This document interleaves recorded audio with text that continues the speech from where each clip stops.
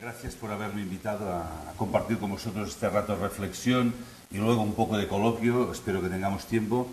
También os hemos dejado unas revistas y un cuestionario que, si no os importa, al final lo contestáis. Nos ayuda siempre las reflexiones, los cuestionarios, pues a incorporar nuevas ideas y a mejorar. Entonces, últimamente es difícil cuando hablo de dinero y conciencia, cada vez me resulta un poco más complicado, porque de entrada la gente está esperando que cuando hable de conciencia, el dinero, como estamos en época de crisis, esperan que aportaré alguna solución mágica a la crisis actual. Y me lo están pidiendo mucha gente, ¿no? Cuando hay una charla, o me lo dicen o notas que lo están esperando. Bueno, ¿cuándo salimos de la crisis? ¿Qué tenemos que hacer para salir de la crisis? En el fondo, esto es lo que se está esperando. Y no hay salida de la crisis económica y financiera si solo hablamos de esto. Y esto es lo que tengo que decir en algunos ámbitos, y esto no gusta, porque querríamos que nos solucionaran la crisis. Pero no se puede solucionar esta crisis porque no es una crisis económica y financiera. Es una crisis de ética, una crisis moral, una crisis de valores, una crisis de sentido de la existencia. Vamos a la deriva como humanidad, como sociedad, no sabemos dónde vamos, hemos ido muy rápido, pero sin saber dónde íbamos, y nos hemos estrellado. Entonces, claro, resulta un poco incluso tragicómico que la gente esté preocupada por la crisis, ¿no? Porque cuando me preguntan por la crisis les digo, ¿pero de qué crisis estamos hablando? No, hombre, de la crisis económica. Ya, ¿de cuál? ¿De la que ahora nos afecta aquí hace un par de años? ¿O la que llevamos décadas que afecta a toda la humanidad y 3.000 millones de personas están en la pobreza absoluta? ¿De cuál estamos hablando? Pues claro, yo entiendo que es preocupante, ¿no? Mucha gente me dice, claro, es que cada día hay más gente que va al paro. Sí, entonces digo, pero hay 3.000 millones que les encantaría ir al paro. Y se mueren 70.000 personas de hambre cada día. ¿Por qué no hemos reaccionado antes? Entonces, además, es un tema que cuando hablas de economía, en general, a la gente no le interesa. Yo casi siempre digo, busquemos títulos imaginativos, porque si hablas de dinero, de economía, ya no digamos si hablas de banca, no viene nadie, o de banca y ética, bueno, se te ponen a reír, no va nadie, porque hemos separado la economía de la actividad cotidiana, porque la gente cree, además, que la economía es una cosa muy complicada. Y no lo es. Bueno, sí que lo es, pero sobre todo nos lo parece en la forma que se ha presentado la economía hasta ahora. Y no nos damos cuenta que economía, en el fondo, es hablar de seres humanos, de hablar de la vida, hablar de lo que nos relaciona. Y lo hemos basado todo en matemáticas. Y casi todo lo que se habla de economía, y todos los premios Nobel de economía, hacen grandes teorías matemáticas, grandes ecuaciones, grandes propósitos de esto, del otro, predicen o quieren predecir cómo nos vamos a comportar las personas o los consumidores, etcétera, etcétera, etcétera. Entonces, la gente paulatinamente se ha ido apartando de la vida económica. Y así nos va. Porque no podemos dejar las decisiones de la vida cotidiana en manos de otros. Este es nuestro problema. Hemos dejado demasiadas decisiones en manos de políticos, en manos de grandes empresas, en manos de no sé quién. Este es el tema, ¿no? Cuando Obama estaba en elecciones y todo el mundo esperaba a Obama, yo sentí una cierta tristeza como ser humano por la humanidad. Decir, ¿qué estamos esperando? ¿Un nuevo Salvador? ¿Obama va a arreglar los problemas? No. Fijaros que no hay líderes políticos ya. No hay líderes intelectuales. Y esto para mí está bien. Es una señal de que ahora ya nos toca a la sociedad civil tomar decisiones, nos toca implicarnos en la vida, nos toca ver qué estamos haciendo mal y empezar a cambiar las cosas nosotros. Evidentemente, cuando hablo con políticos, y también tengo la oportunidad de hacerlo, ahí no les digo lo que pienso que deberían hacer los políticos. Pero no podemos estar esperando a ver qué hará Zapatero, a ver qué hará Rajoy. Es otro tema. Tenemos una gran capacidad de decisión nosotros y no la estamos ejerciendo. El problema de la democracia, yo tengo una cierta edad y todo el mundo esperaba la democracia y tal, como la solución a los problemas. Y hay gente que me dice, no me acuerdo de quién es la frase, pero la encontré interesante, que en realidad la diferencia entre la democracia y la dictadura es que en democracia, antes de obedecer, te dejan votar una vez cada 4 años. Pero por lo demás, o sea, sí votas, pero tampoco tienes la sensación de que este voto sirva para mucho. De hecho, más del 50% de la gente ya no vota. Entonces, bueno, aparte del votar, aparte de la política, como ciudadanos, ¿qué podemos hacer en este mundo? Para poder tomar decisiones hay que hacer primero una observación. Y no ver la economía y el dinero como una cosa aparte de lo demás, sino hacer una visión global de la situación del mundo. De hecho, hablamos desde hace 20 años de globalización, pero hemos hablado de globalización solo de globalizar un tipo de comercio, un tipo de economía, un tipo de circulación de bienes, solo un tipo, pero ahora yo creo que toca globalizar la conciencia. Está bien hablar de globalización, hay palabras más bonitas, pero ver el mundo como algo global, ver el mundo como un único organismo, la humanidad, la sociedad, como un organismo vivo, del cual cada uno de nosotros somos una de sus células, no es una filosofía bonita, no es un romanticismo, no es una teoría New Age, es una realidad. La Tierra es un ser vivo y nosotros somos su parte consciente. Y la diferencia entre un ser vivo, entre un organismo y un mecanismo, es que en el mecanismo el todo es la suma de las partes. En un organismo no. En un organismo cada parte está relacionada con el todo. Cada parte es el reflejo del todo. Lo que hace cada una de las células influencia en el todo. Y cada célula necesita la totalidad para existir. Y eso lo hemos perdido de vista cuando hablamos de economía. Hemos separado las convicciones, los ideales, las vivencias del proceso económico. Y repito, y así nos va. Entonces, no saldremos de esta crisis ni de muchas otras, y ahora citaré, si no hacemos esta nueva visión global. La humanidad somos un organismo global, un organismo vivo. Con el misterio de que en cada uno de nosotros se ha individualizado la conciencia. Tenemos conciencia individual, somos seres individuales. Y esto está bien, pero no podemos perder de vista que a la vez somos comunidad. ¿Cómo se resuelve el dilema individuo-comunidad? Este es el tema que tenemos que afrontar. ¿Cómo sin dejar de ser un individuo libre o con capacidad de ser libre me relaciono con los demás y me doy cuenta que necesito a los demás y los demás me necesitan? Este es el tema. Entonces, para poder entrar en un tema hay que entrar más a fondo en los problemas. Decía el tema económico, pero hay muchos misterios hoy en la vida cotidiana. Porque, y vosotros lo entenderéis bien, hemos desarrollado muchísima técnica, muchísima ciencia. Si de algo podemos presumir la humanidad es que en un siglo o en un par de siglos, especialmente en el siglo XX, hemos desarrollado una capacidad científica y técnica que nos sorprende a todos, a los propios científicos. Es decir, surgen cada día cosas que te sorprenden de la sabiduría, la capacidad del ser humano.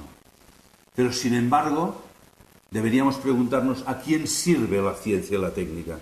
Porque si realmente toda la investigación y el desarrollo estuvieran en el centro, estuviera el ser humano, y cuando hacemos algo estuviéramos pensando en el ser humano y en la humanidad, no habríamos llegado a la situación actual en el planeta, de deterioro del planeta, de enfermedad de la Tierra como ser vivo, de una situación que le llaman mal llamada de cambio climático. Es una mala expresión. Es una mala expresión porque cambio climático, decimos, sí, hace más calor, hace más frío, o se está derritiendo el hielo de los casquetes polares y los pobres osos polares no encuentran hielo en donde posarse.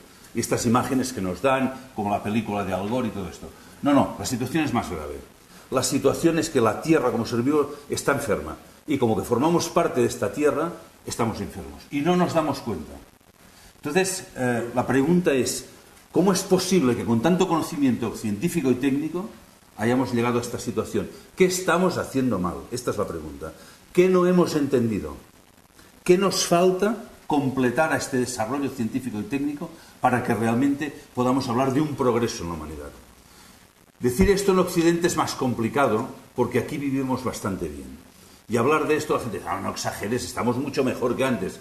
Nosotros sí. No sé hasta cuándo estaremos mejor. Porque cuando se destruyen, os invito a que leáis, acaba de salir publicado el último informe del World Watch Institute del estado del mundo, cada año se publica, y el otro día empecé a leerlo, no pude, lo dejé al capítulo 3 porque es deprimente.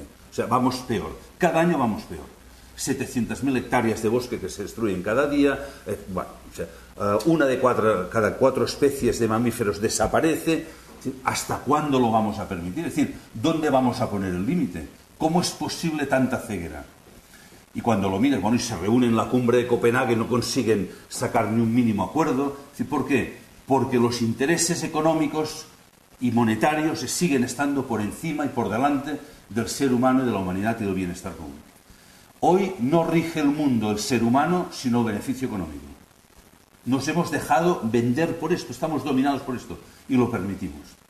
Entonces tiene que haber una llamada provocadora, dura, es decir, tenemos que reaccionar. ¿Cómo es posible? Pero claro, la pregunta yo os la hago a vosotros. ¿Cómo es posible que permitamos esta situación? ¿Qué parte de responsabilidad tenemos cada uno de nosotros en que esto siga siendo así? ¿Qué podríamos hacer nosotros? Yo siempre me dirijo a que tengo delante. ¿Qué podríamos hacer nosotros para que esto empezara a cambiar?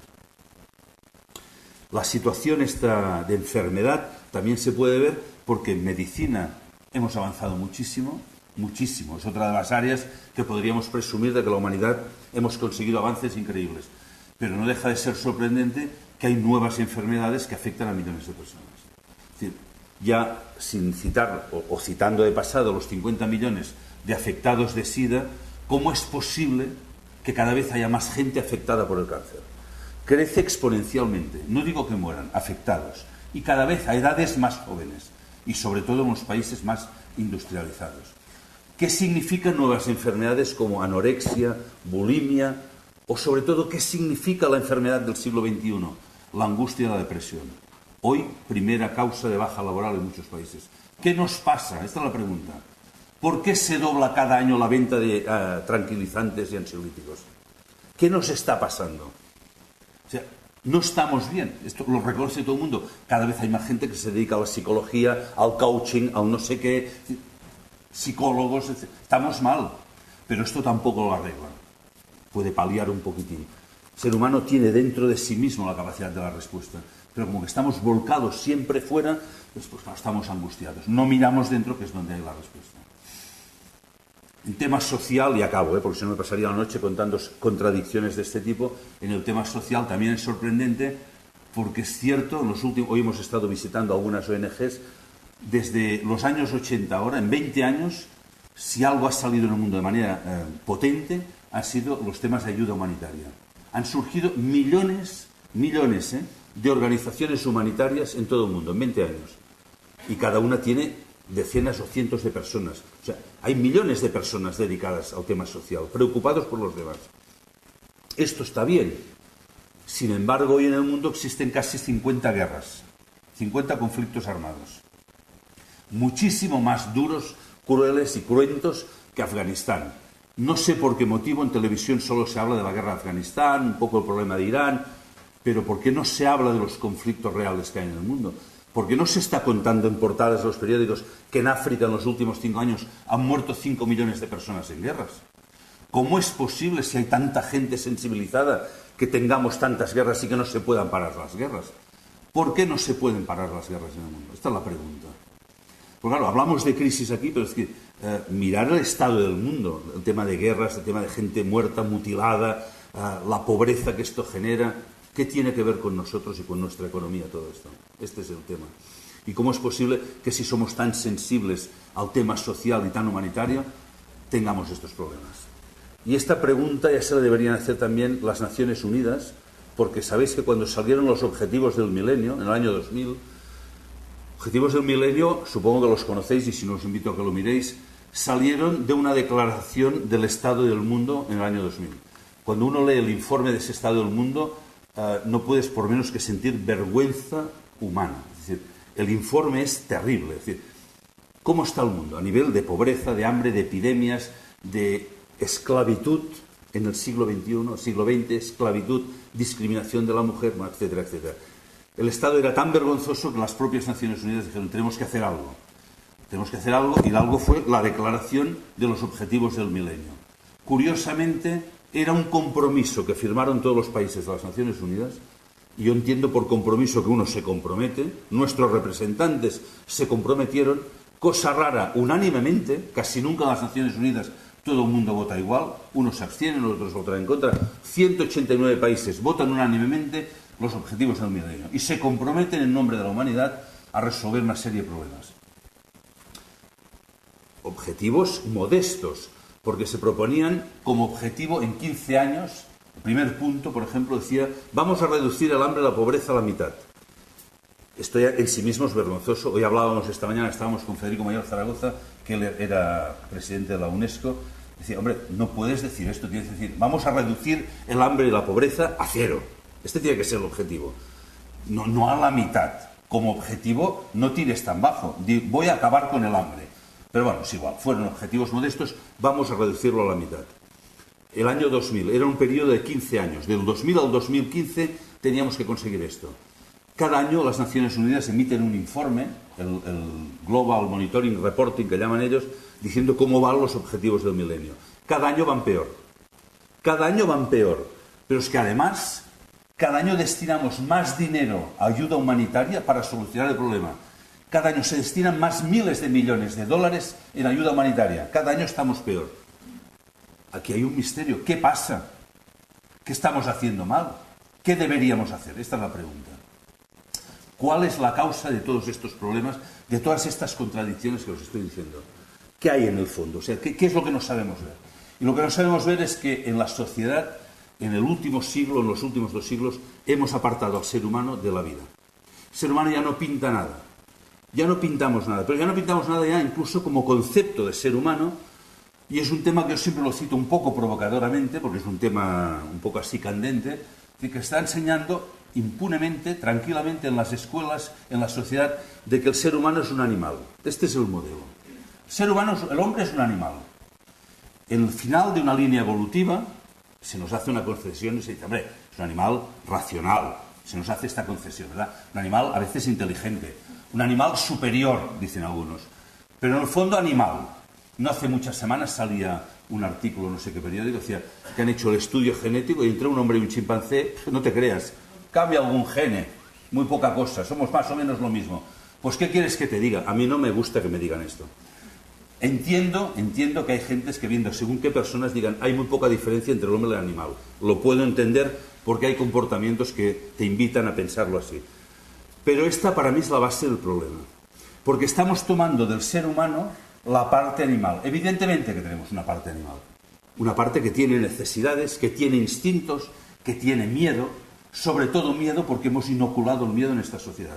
Y el miedo nos ha paralizado, sobre todo a la parte superior del ser humano, y nos estamos comportando como animales, y perdonadme la expresión, solo es para provocar, como animales que luchamos entre nosotros para sobrevivir en esta nueva selva llamada civilización o ciudad. Y aquí sobreviven o los más fuertes o los que se adaptan mejor. Que al fin y al cabo esto es lo que más o menos dice la teoría de la evolución. Que ahí evolucionan y sobreviven los fuertes o los que se adaptan. Y los otros, pues mira, es lo que hay. Y lo hemos aceptado. Y yo me niego a aceptar esto porque además es falso. Repito, el hombre no es un animal.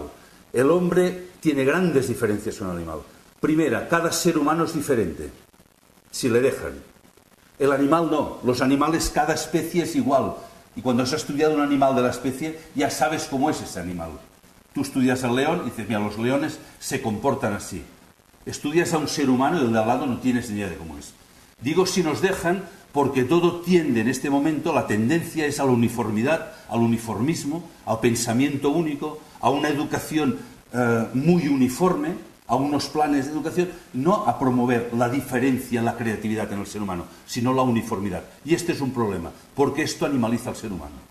Y no permite que la parte mejor de nosotros, que es la libertad y la creatividad, salga adelante. Si no estropeáramos los niños en el proceso de la infancia y la juventud con una educación excesivamente uniformada, cada nueva generación trae nuevas capacidades que probablemente nos podrían ayudar a la anterior a solventar los problemas que tenemos. Pero a pesar de que nos va mal, nos empeñamos en enseñar lo mismo que hacíamos nosotros, aunque no nos funcionara. Este es uno de los problemas que hoy no tocaré, porque hoy no vamos a hablar de educación. Pero está en el fondo y tiene que ver con la imagen del ser humano. Vamos perpetuando el modelo. Los niños que aprendan lo que enseñamos, que lo estudien y que lo repitan en el examen. Y esto no es lo importante. Vamos a educar, que educar viene del latín de educere, que significa conducir, sacar afuera lo que tienes dentro. Vamos a que sean ellos mismos. Esto es lo que tenemos que hacer. Porque cada uno de nosotros es diferente y esta es nuestra riqueza y nuestra grandeza. Y esto lo estamos perdiendo de vista. Y la segunda, la citaba ahora, es la libertad. No se trata de discutir, el hombre es libre, no es libre, esto es una discusión bizantina. El hombre puede ser libre. Los seres humanos podemos decidir qué queremos hacer de nuestra vida. Y decidís un día venir a una conferencia, y otro día vais a un concierto, y otro día vais al cine, y un día vais a pintar un cuadro, y el otro componer música, y un día, maravillas de la vida, vamos a hacer una poesía. ¿Qué tiene que ver todo esto, esta capacidad artística y creadora del ser humano, con el tema de la teoría de la evolución, de la adaptación al medio, de la lucha por la supervivencia? No solo luchamos por sobrevivir, no solo vivimos de necesidades y de miedos y de instintos, podemos decidir cosas nuevas creadoras. No tiene nada que ver la poesía, cuando alguien me habla de la teoría de la evolución, la adaptación al medio. ¿Qué tiene que ver la poesía con la adaptación al medio? Y la poesía está en la cumbre de la evolución. Solo en la cumbre de la evolución el ser humano es capaz de escribir poesía. Y digo poesía por decir algún ejemplo. Por tanto, si queremos cambiar la sociedad, tenemos que crear una sociedad, una nueva cultura, basada en el ser humano superior, creador, capaz de ser libre, capaz de no vivir del miedo de que el otro es un enemigo y tengo que luchar con él, sino de descubrir quién soy, qué capacidades tengo y, sobre todo, qué puedo aportar a la humanidad. Cuando yo era pequeño, a mí me decían, me educaban, en una época que se educaba en valores, no digo que ahora no se haga, pero bueno, y me decían, tienes que estudiar porque el día de mañana tienes que ser un hombre de provecho. Esto se decía antes. Y de provecho significa que puedas aportar algo al mundo. Y ahora se dice, tienes que estudiar porque el día de mañana, como no tengas una o dos carreras y 2 idiomas y 3 másters, no vas a encontrar un buen trabajo y no te ganarás bien la vida. Ya preparamos porque la vida va a ser un combate. Esto está muy mal, está muy complicado, hay mucha competencia. Y a los jóvenes les decimos que tienen que estudiar para tener una carrera, para ganarse la vida. Y esto a un joven tenéis que entender que nunca le va a motivar. Entonces, claro, dice, hostia, ¿pero qué pasa? Que el jueves hay el botellón y las pastillas, ¿y por qué se drogan? Es normal, yo probablemente también lo haría. Porque no hay nada en lo que les mostramos que les atraiga. No hay nada que tenga que ver con lo que ellos llevan dentro como inquietud. Yo ahora tengo la oportunidad de dar charlas en institutos y universidades a gente joven y están llenos de inquietudes y motivaciones, pero han perdido la confianza. Están ya desmotivados porque lo que ven fuera no les interesa. Algunos se drogan y huyen y a velocidad o lo que sea y tal, y otros, pues mira, intentan adaptarse, sacarán esa carrera que les han dicho en casa, quizá encontrarán un trabajo, se ganarán la vida o menos, pero no serán felices. Porque luego, por eso, estos serán los que luego van a consumir esto y lo otro, porque esto no llena la necesidad del ser humano. Por eso os decía, es un cambio de cultura que toca ahora, o un cambio de paradigma, que dicen algunos que parece una palabra más bonita. Llamadle como queráis. Pero o lo cambiamos todo y tomamos la rienda de la sociedad en nuestras manos y convertimos esta sociedad animalizada o basada en instintos, que es otra de las cosas que se favorecen, los instintos, la reacción instintiva, y buscamos esta sociedad basada en un ser humano superior, que lo somos, creativo, artístico, no hay salida. Esta es mi opinión. Entonces, ¿cómo se hace esto y cómo se lleva al terreno de la economía?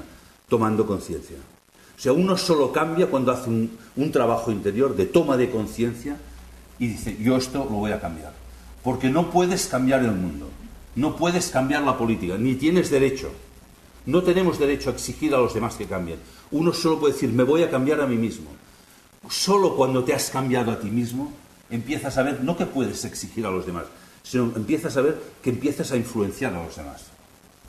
Yo me encuentro muchas veces cuando doy charlas y hablamos de banca ética, la típica pregunta que me hace todo el mundo, y me dicen, bueno, pero ¿una banca puede ser ética? ¿Una banca es ética? Y se me ponen a reír. Y yo siempre contesto, digo, vamos a ver, antes de que te conteste, ¿tú eres ético? Cuando alguien me pregunta si una banca puede ser ética, digo, ¿tú eres ético? Porque si tú no eres ético, ¿con qué derecho me preguntas o me exiges o dudas de que yo lo puedo ser? ¿Con qué derecho vamos a exigir a un político que no sea corrupto? ¿Con qué derecho? Este es el tema. Lo que pasa es que no es cómodo decir a la gente, el que tiene que cambiar eres tú.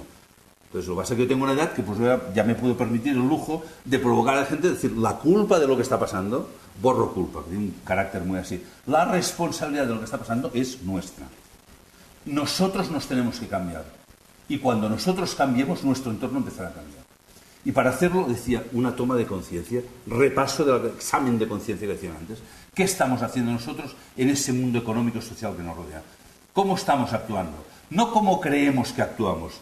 Porque cada uno tiene una imagen de sí mismo que, bueno, tú te puedes imaginar que tú eres así o eres así. Y hay gente que dice, no, hombre, yo tengo unos ideales y además yo hago esto y soy socio de una ONG. Ya. Pero, ¿tú cómo estás actuando en el mundo? Esta es la pregunta. Y para hacerlo hay que hacer este repaso de conciencia de cómo estamos actuando en la economía. Y definir ya de entrada economía, no como decía antes, como una cosa de matemáticas y tal, sino como un proceso vivo. Los seres humanos, para vivir en la Tierra, tenemos que trabajar y transformar la Tierra. Y además, nos tenemos que relacionar entre nosotros. Es ineludible. Nos necesitamos. Nadie en economía es autosuficiente. Bueno, hay gente que sí, que se va a un pueblo y tiene un huerto y 2 cabras, y bueno, pero esto no es el tema. Todos nos necesitamos.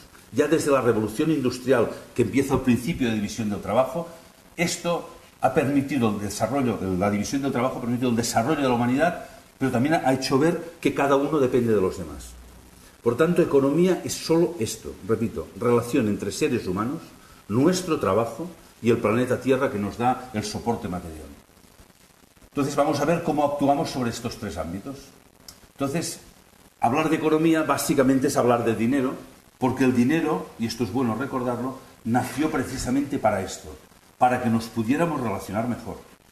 Cuando existía el trueque, lo digo porque ahora hay gente que reivindica otra vez el trueque, pues vamos a vivir en una ecoaldea fuera de la ciudad, no tendremos dinero, porque el dinero es lo malo, es el problema del mundo, y nos vamos a relacionar entre nosotros haciendo trueque y sin dinero. Yo me encuentro gente que me lo dice esto. Y dice, ¿qué piensas? Digo, pienso que no vais a durar ni 6 meses. Porque el problema no es el dinero, el problema eres tú. Y ya puedes ir donde quieras, ecoaldea o no ecoaldea, que al cabo de 6 meses, si hay una comunidad, hay conflicto. Porque el problema es cómo relacionas la individualidad, que es egoísta, con la comunidad que requiere una cierta generosidad. Este es el problema. Da igual que hagas trueque, que hagas lo que quieras. Entonces, el dinero nació, curiosamente, en los templos, porque se consideraba que era algo sagrado. La relación entre seres humanos es una cosa sagrada, y lo hemos perdido de vista. La hemos cosificado, la hemos materializado. Habría que recuperar esta visión trascendente, espiritual, si queréis, de la existencia. El ser humano es algo trascendente, aunque ahora también se niega. Y nada, somos una colección de células, surge por azar y cuando te mueres ahí se ha acabado. Hombre, si esa es la visión, realmente dejemos ya la conferencia, nos vamos a tomar unas cervezas y mira, que cada uno lo pase mejor que pueda. Pero ¿y si no solo es eso? ¿Y si realmente el sentimiento interno que tenemos todos de trascendencia, de un valor intrínseco, es así? Entonces vamos a profundizarlo, a ver qué encontramos en estas ideas. Entonces, hablando de dinero, la primera reflexión es ¿qué hacemos con el dinero? Cada uno de nosotros. Y durante toda nuestra vida al dinero le damos 3 usos básicos. Casi todos lo hacemos durante toda la vida. Lo utilizamos para comprar, esto es lo más habitual. Una parte del dinero no la gastamos siempre, la apartamos de circulación para futuras necesidades, es el ahorro. Y algunas veces, somos capaces de desprendernos de algo y darlo para los demás, que es lo que llamamos donación. La compra, el ahorro y la donación es el uso que damos al dinero. Pero lo hacemos tan instintivamente, lo hacemos tan rutinariamente, de forma tan rápida, que no paramos a mirar las consecuencias que esto tiene en el mundo. Uno de los factores que han contribuido a esta bajada de conciencia es que el dinero se ha vuelto electrónico. Ya sabéis que antes hablábamos de trueque, luego nació el dinero en forma de monedas, papel, pero hoy el dinero en el mundo, me han dicho que es más del 95% del dinero del mundo que se mueve cada día, es electrónico. O sea, es o a través de ordenador o de tarjeta de crédito, o incluso de teléfono móvil. Esto no es malo en sí mismo. Esto está bien porque te permite que cualquiera de nosotros en este momento se puede relacionar con cualquier persona del mundo. Ahora podríamos entrar aquí y comprar algo de, no sé, cualquier país, poner el número de la tarjeta de crédito y en unos días te lo envían a casa. Está bien. O sea, la globalización de la información informática permite tener esa conciencia global de organismo que decía antes. Hay gente que ve en la técnica todos los males del mundo. No, la técnica está bien. El problema es que si desarrollas la técnica y el desarrollo de la conciencia no está al nivel, surgen los problemas. Y ahí ha pasado este problema. Sucede lo mismo, aunque ahora no entraré en ello, con el tema genético. El tema de la manipulación genética, de la ingeniería genética, de los transgénicos. ¿Es bueno o es malo? El problema es que la conciencia nuestra no está a la altura de la capacidad de gestionar el tema genético. Y lo mismo sucede con lo atómico, lo molecular y lo nuclear. Manipulamos la esencia de la materia, destruimos el átomo, ya sea por un acelerador de partículas o sea una bomba o lo que sea, pero no tenemos la conciencia de lo que esto está provocando. Estamos jugando a aprendices de brujos. Y con la informática ha pasado 3/4 de lo mismo. Ha ido muy rápido el desarrollo informático, nuestra conciencia, al no ir a la misma altura, se ha adormecido. De tal manera, yo por ejemplo, antes de estar en Triodos Bank he estado 30 años en una caja de ahorros. Y he visto un fenómeno muy curioso, increciendo, o cada vez más, que cada vez más personas cuando llega a final de mes no tienen idea de cuánto dinero han gastado con su tarjeta de crédito. No saben ni cuánto han gastado ni en qué. Esto es un fenómeno muy curioso. Y si hiciéramos la prueba aquí, sería sorprendente. A veces lo he hecho en alguna sala y la gente que se atreve a reconocerlo, reconocen que es esto. Al final de mes, cuando te llega el extracto de la tarjeta y te han cobrado una cantidad, te sorprendes. Dices, tío, ¿yo he gastado esto? Incluso muchas veces la gente me venía a protestar en la caja. Decía, Joan, te has equivocado, me has cobrado aquí 1.500 euros. Yo no he gastado esto. Y como que yo ya no discuto nunca, les decían, seguro que me he equivocado, vamos a revisarlo, no te preocupes que te lo arreglaré enseguida, ¿verdad? Y cuando empiezas a repasar te surge toda una serie de cosas que tú no sabías que habías hecho. Lo digo porque ha sido uno de los factores que bajáramos la conciencia con el dinero. Hoy vamos a hacer el ejercicio contrario. Vamos a poner conciencia y el primer punto de reflexión o de meditación incluso diría yo, es de que siempre que utilicéis el dinero, o siempre, por lo menos alguna vez, deberíais hacer un ejercicio imaginativo de pensar cada vez que hago algo con el dinero, cómo estoy afectando a los demás. Entonces, por ejemplo, cuando vais a comprar, os propongo, si queréis, que os hagáis 3 reflexiones. ¿Qué vais a comprar? ¿Qué estáis comprando? ¿Por qué lo compráis? ¿Y a quién o dónde lo estáis comprando? Son 3 reflexiones que si uno tiene tiempo, paciencia y coraje de entrar a fondo en estas preguntas, te dan mucha información de lo que estás haciendo en el mundo. Porque ante la primera pregunta de qué compro, ¿os planteáis alguna vez cuando vais a comprar? Hay gente que sí, pero ¿os planteáis si cuando compráis algo, si esto se ha hecho siguiendo criterios ecológicos que respeten el medio ambiente? Antes hablaba de que este informe decía que se destruyen cada día 700.000 hectáreas de bosque, 800.000, no me acuerdo, de bosque en el mundo cada día que no se recuperan, se destruyen.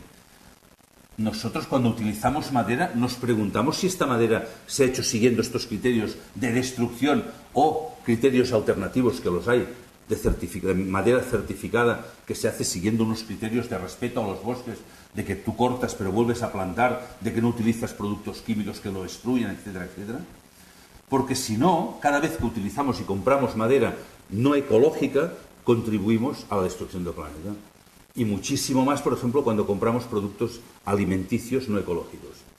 Hoy, en el mundo, cuando hablamos de cambio climático, debería decirse, informar a la gente de que el 60% del cambio climático viene de la agricultura.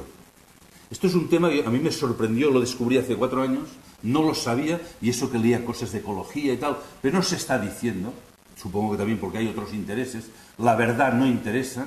Siempre que quieres entrar directo a la verdad, se confronta con problemas económicos y esto es molesto para mucha gente, pero si no entramos en la verdad no hay solución. El 60% del cambio climático viene de la agricultura. Una agricultura que le podríamos llamar intensiva o agresiva o que ha perdido la noción del lugar y de la estación del año. Compramos cosas que no sabemos de dónde vienen, ni cómo se han hecho, ni tenemos ni idea de si aquello toca. Por ejemplo, en el libro pongo una anécdota un poco así simpática de que ahora se ha puesto de moda, al menos en Barcelona, cuando llega Navidad, comprar cerezas. La gente quiere cerezas por Navidad. Claro, tenemos caprichos. De hecho, había un anuncio en televisión hace unos años que marcaba el comienzo de una época, ¿no? Que decía, lo veo, lo quiero, lo tengo. Y los anuncios apelan a esto. Tú te lo mereces, ¿por qué no? Si tú además vas muy cansado y tú seguro que apelarán a alguna parte de tu subconsciente, dices, pues sí, señor. Pues no, señor, no toca comer cerezas en Navidad. No toca, porque ¿sabéis de dónde vienen las cerezas en Navidad? Vienen de Chile o de Sudáfrica o de Nueva Zelanda o de no sé dónde. Digo cerezas por poner un ejemplo. Cualquier cosa. Iros a una gran superficie, ir a la zona de verduras y frutas y mirar de dónde vienen. No es normal. No es normal que regiones que tienen excedentes de frutas, que las tienen que tener, estén importando frutas exactamente igual. El otro día estaba en Canarias. Canarias importa... Bueno, Canarias hay cosas más fuertes. Canarias envía los plátanos de Inglaterra, allí se empaquetan y vuelven a Canarias empaquetados. Es decir, estamos haciendo cosas horribles. Es decir, pero ¿quién paga? Esta es la pregunta. ¿Quién paga el coste de contaminación del problema de miles de barcos, camiones y aviones arriba y abajo transportando productos porque a nosotros se nos antoja o, como dicen algunos, porque son más baratos? Luego veremos el tema de lo más barato que significa. Somos corresponsables. Cuando uno va a comprar y compra lo que se le antoja, él es corresponsable de la destrucción del planeta. Porque solo hay una opción en este momento, es consumir ecológico. Por temas de salud. Hay un documental que corre, bueno, hay algún cine que lo está pasando, pero también está en internet, que llama Nuestros hijos nos acusarán. Las enfermedades que están saliendo actualmente en los niños, no solo alergias, claro, todo el mundo tiene alergia. Yo cuando era pequeño no existían las alergias. Ahora hay alergias de todo. Pero hay nuevas enfermedades con los niños que no saben de dónde vienen. Estamos dando porquería. ¿Pero por qué lo permitimos? Esta es la reflexión.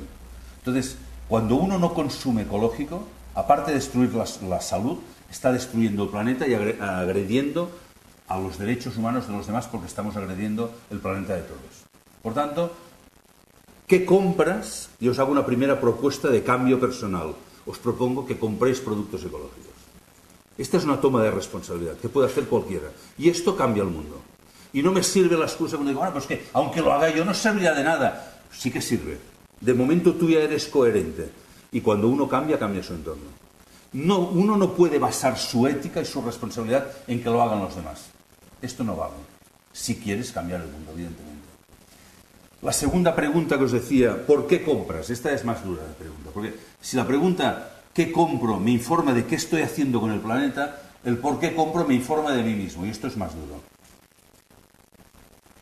Es más duro porque ahí sí que a veces no tenemos respuesta. ¿Por qué estamos comprando todo lo que estamos comprando?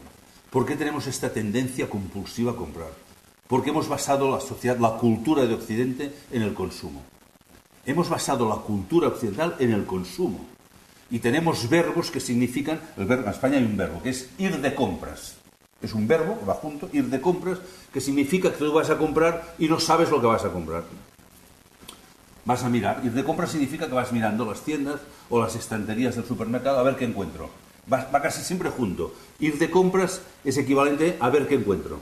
Lo cual significa que no necesitas nada. Lo importante es ver que lo que necesitas es comprar. Esto es lo que hay que ver. La pregunta que uno debería hacerse es, ¿qué necesito? ¿Por qué voy a comprar? ¿Qué me hace falta? Y cuando alguien dice que estoy exagerando, apelo a los 30 años de experiencia en una caja de ahorros. Un director de una caja de ahorros es como un confesor, lo sabes todo de la gente, entre lo que te cuentan y lo que ves en la cuenta, pues lo sabes todo. Y examinar una cuenta corriente o un extracto de tarjeta de crédito es algo sorprendente, es digno de estudio psicológico. Y cuando alguien me dice que no llega a final de mes o que compra lo esencial, digo, no digas lo que tú crees, o sea, haz un estudio objetivo de tu vida, coge el extracto de la cuenta o de la tarjeta de los últimos 3 meses y mira a qué has dedicado tu dinero. Y os podría contar anécdotas, es decir, es sorprendente qué compramos. Esto también da información cada uno, pues donde tiene su punto débil y tal, ¿no? Pero compramos muchas cosas superfluas, que ya desde el mismo momento que las has comprado ya no las vas a utilizar, que el deseo de la compra, una vez realizado, ya vuelves a estar igual, no te satisface el vacío, porque el vacío que tienes es interior. Ya puedes comprar todo el Corte Inglés y el Carrefour, que seguirás estando vacío, porque lo que tendríamos que hacer, y tiene que ver con el cambio de cultura y con la crisis económica, aunque no lo parezca, es parar, crear espacios de silencio y mirar en el interior, porque lo importante es descubrir quién eres y qué estás haciendo aquí. Y esto, como no hagas un tiempo de espiritualidad, de silencio, de búsqueda interior, no hay salida. Y esto, ahí estamos anémicos. Uno se alimenta físicamente, comemos porque necesitamos comer, necesitamos también alimento, diría yo, emocional, necesitamos cariño, necesitamos amor, darlo y recibirlo, y ahí pues también más o menos cada uno se apaña como puede, pero también necesitamos alimento espiritual o cultural, me da igual la palabra que queráis utilizar, y ahí estamos anémicos, anoréxicos completamente. Ahí no dedicamos casi tiempo. Y cuando alguien dices, tú dedicas un tiempo al silencio, a la meditación, si no tengo tiempo, pues deja otra cosa. ¿Qué es lo más importante para ti, sino tú mismo? Y esto tiene que ver con el exceso de consumo y destrucción del planeta, porque va todo relacionado. Y si no dedicas un tiempo a tu parte interior, y me refiero a la parte superior, tu comportamiento será animal, es decir, instintivo, fácilmente manipulable. Por eso todo llama al consumo, porque una sociedad consumista es fácilmente manipulable. Hoy hacíamos una broma en un grupo, una reunión, de que hemos recuperado el panem circenses de los romanos en el circo, simplemente que ahora no es panem circenses, ahora es la pizza y el partido de fútbol del Barça o del Madrid. Pero es más o menos lo mismo. Cuando yo era joven decían, esto es Franco y la dictadura que nos quiere manipular la voluntad con el fútbol. Franco ya hace un tiempo que se ha muerto y la cosa ha ido a peor. Entonces, esto hay que hacer un examen a fondo. También podemos incluir la Fórmula 1 y Fernando Alonso. Van en el mismo paquete. Es decir, cómo mueve masas, millones, cosas. Ya, pero esto es así. Hay que hacer un examen. ¿Por qué esto es así? O sea, yo pensaba que habríamos evolucionado a un nivel cultural diferente y ha habido una cierta involución. Porque una sociedad que se mueve por estos instintos y estos impulsos es más fácilmente manipulable. Entonces hay que dedicar un tiempo interior y basar, segunda propuesta, aparte del tiempo interior, un consumo responsable. No podemos seguir consumiendo igual porque el planeta no lo permite. Y cuando oigo comentarios de políticos y economistas, decir, bueno, a ver qué hacemos para recuperar la producción y el consumo, volver a crecer como antes. No podemos crecer como antes. No en consumo material. No podemos, porque el planeta no lo permite. Ya no lo permitía antes, cuando solo era Occidente, América y Europa que consumíamos. Pero es que ahora resulta que hemos contagiado este virus del consumismo a China, India, Brasil, que son miles de millones. Si antes no aguantaba el planeta, ¿cómo va a aguantar ahora? ¿Hasta dónde vamos a permitir la destrucción? Entonces, cuando la gente digo un consumo responsable, hay quien habla de decrecimiento económico, dicen, pues entonces habrá más parados. No, hay otras opciones. Una sería repartir mejor el trabajo. Es un tema complicado, es una propuesta. La segunda, ¿por qué todo el consumo tiene que ser material? Una opción, y es la que yo propongo, es sustituir cada vez más el consumo material por el consumo cultural y espiritual. Estamos dispuestos a pagar mucho dinero por una buena cena, una buena botella de vino, pero a lo mejor por una buena conferencia, un curso de crecimiento personal, no lo haríamos. Y cada vez tendríamos que dedicar más dinero al consumo de cultura, de arte. ¿Pagaríais 30 euros por ir a una sesión de que os recitaran poesías? No lo sé. Quizás sí, vosotros no lo sé. Pero valoramos lo material, lo cultural y lo espiritual no. Pues la nueva economía tiene que ser cada vez menos material y más cultural y espiritual. Si no, repito, el planeta es que no sé cuántos años puede durar. Yo he tenido reuniones con biólogos importantes y me dicen, es que tienen miedo de llegar a un punto crítico de no retorno que aunque queramos reaccionar ya no habrá tiempo. Entonces, tenemos que provocar ese cambio. Una reducción en el consumo material. Y esto depende de nosotros. Y en tercer lugar, ¿dónde compramos? Hombre, no podemos seguir con la supuesta ley de la oferta a la demanda o la competencia. Nos han inoculado este concepto desde ya la época de Adam Smith, que se le considera el padre de la economía moderna, de que estamos en un mercado libre y, bueno, pues aquí impera pues esto, el mercado libre es la competencia, la supuesta ley de la oferta a la demanda. Esto es lo que a mí me enseñaron ya en el colegio y en la universidad. La ley de la oferta a la demanda. Pues os tengo que decir que he descubierto ya de adulto que no existe la ley de la oferta a la demanda. Es mentira. Es mentira, no es una ley. Es que claro, cuando utilizas las palabras van quedando en el subconsciente colectivo. ¿Qué significa ley? Ley significa que solo puede ser así.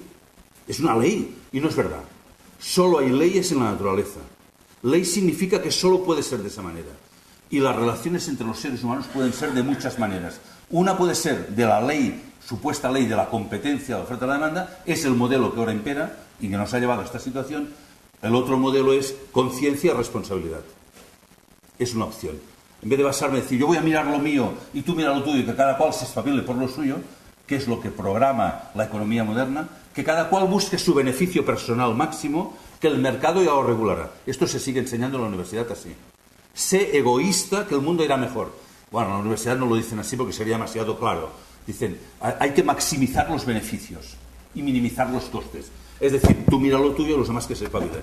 Que supuestamente el mercado lo regulará. Primero, el mercado no regula. Llevamos 3 siglos de mercado y vemos que no regula nada, que cada vez está más desequilibrado. Segunda, es una perversión moral decirle a la gente, sobre todo cuando es joven, decir, tú preocúpate de lo tuyo, que el mercado ya regulará. Porque no es verdad. O sea, tú preocúpate de que tus actos, a ver cómo influencian a los demás. Porque el responsable de tus actos eres tú, no es el mercado. Y esto hay que decirlo. Hay que volver a la responsabilidad individual. Cada uno de nosotros es el responsable de lo que hace en el mundo. No puedes apelar al mercado, porque luego pasa lo que pasa. Ni puedes apelar al miedo, decir, tú procura por ti el día de mañana, si no... No, señor, tú procura ver qué puedes hacer por los demás. Este es el cambio de paradigma. Procura no cuáles son tus necesidades, sino descubre cuáles son tus capacidades e intenta aportarlas al mundo, porque el mundo las necesita. Y ten confianza que lo que tú necesitas ya lo recibirás.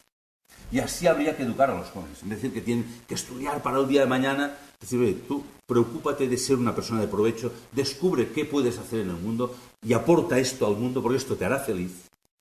¿Cuánta gente es infeliz en el trabajo? ¿Por qué la gente cuando acaba de trabajar tiene que ir a hacer deporte, hacer no sé qué, a divertirse? Porque en el trabajo es infeliz. Y el trabajo tendría que ser lo que haces, tú es lo que dejas en el mundo cuando te mueres. Ha sido tu trabajo. El trabajo tendría que ser la realización personal. Yo aporto esto al mundo. El trabajo no tendría que ser aquello con lo que me gano la vida. También. Pero tendría que ser lo que yo hago como ser humano. Todo esto se ha perdido, este concepto. Pero si esto se pierde de joven, ya de adulto, ¿qué quieres ir a arreglar? Y hay que tener el coraje de recuperarlo. Tenemos miedo a recuperar aquello que creemos. Pues es que los demás no lo harán, es que me da igual. Cada uno tiene que pensar que el mundo depende de él y tienes que actuar en base a lo que tú crees. Y hay que cambiar este paradigma. Y hay que cambiar el tema de la competencia, la ley de la oferta y la demanda, porque si no, si solo compramos lo que es más barato, esta botella de agua aquí vale 1 euro y allí vale 80 céntimos, pues compro allí, claro, pero ¿qué hay detrás de la competencia? ¿Por qué allí la pueden vender a 80 céntimos? ¿Por qué hay paquetes de café que vienen que son mucho más baratos que otros? Nos teníamos que preguntar al final de la cadena de producción qué está pasando en Colombia, por poner un ejemplo, en los que están produciendo café en los cafetales. A lo mejor trabajan 16 horas al día por un salario miserable, o lo que está pasando en China.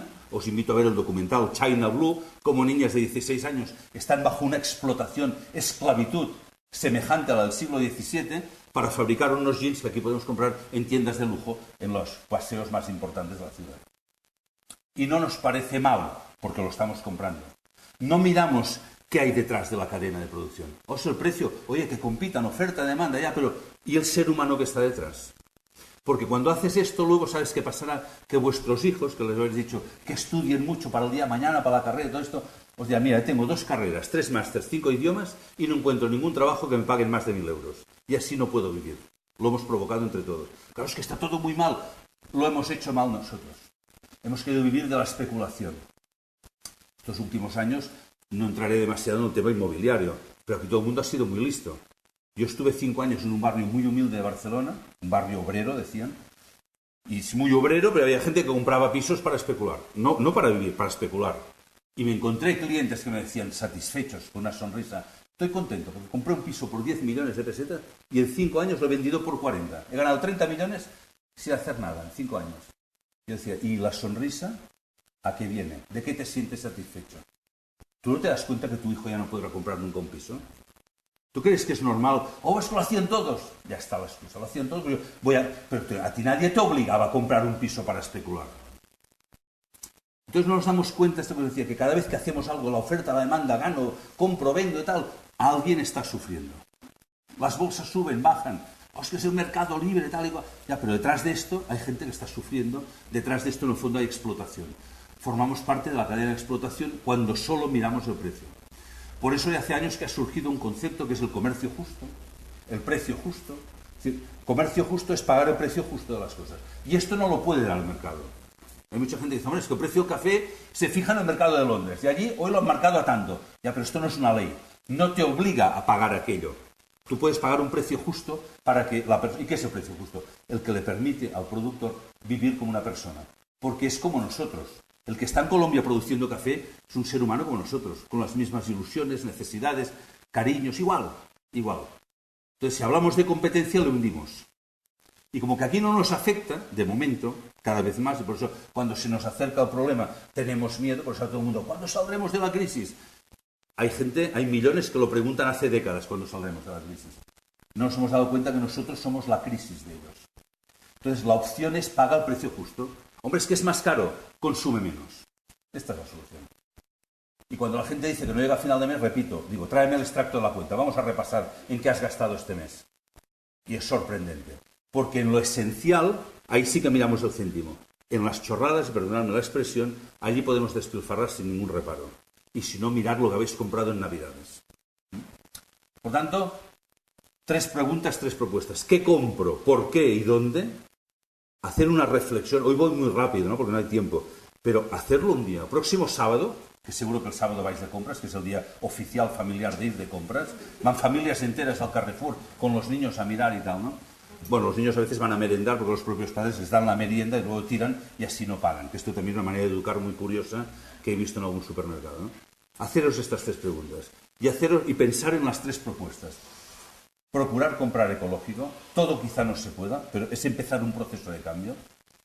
Preguntaros por qué consumimos tanto, intentar hacer una reducción del consumo superficial y consumir en cosas que aportan otro valor. Y la tercera es intentar empezar a entrar. Hay cadenas de economía asociativa, hay cadenas entre el productor, en tema de alimentación, por ejemplo, productor, distribuidor, comercio y consumidor, y se busca un precio. Yo, por ejemplo, estoy en una cadena que compro productos ecológicos a unos productores y acordamos los precios que hay que pagar. Y me da igual que en el Carrefour, digo algo, Carrefour por decir algo, sea más barato. porque él sé que hace como lo hace y sé que con lo que le pago puede vivir dignamente. Y esto es lo que quiero. Es la opción de la libertad. El mercado no me obliga si quiero. El ser humano, como os decía al principio, puede ser libre. Si no se deja influenciar por miedos, instintos, costumbres, tendencias, lo que hacen los demás. La libertad es esto, es coraje, es lucha, es difícil. No somos libres porque no podamos serlo, sino porque tenemos miedo a esa libertad, porque exige fortaleza. Todo esto es solo cuando vais a comprar. Ahora, si entráis en el tema del ahorro, pues la cosa sigue igual de complicada, ¿no? También podríamos preguntar cuánto dinero ahorramos, por qué ahorramos y dónde. ¿Cuánto dinero ahorramos o cuánto dinero tenéis ahorrado? Esto no os lo voy a preguntar porque en mi experiencia de 35 años me ha mostrado que todo el mundo miente. Pues allá no lo pregunto. La gente digo, ¿tú cuánto ahorras? Yo, ¿cómo quieres que ahorres? Si yo no llego a final de mes.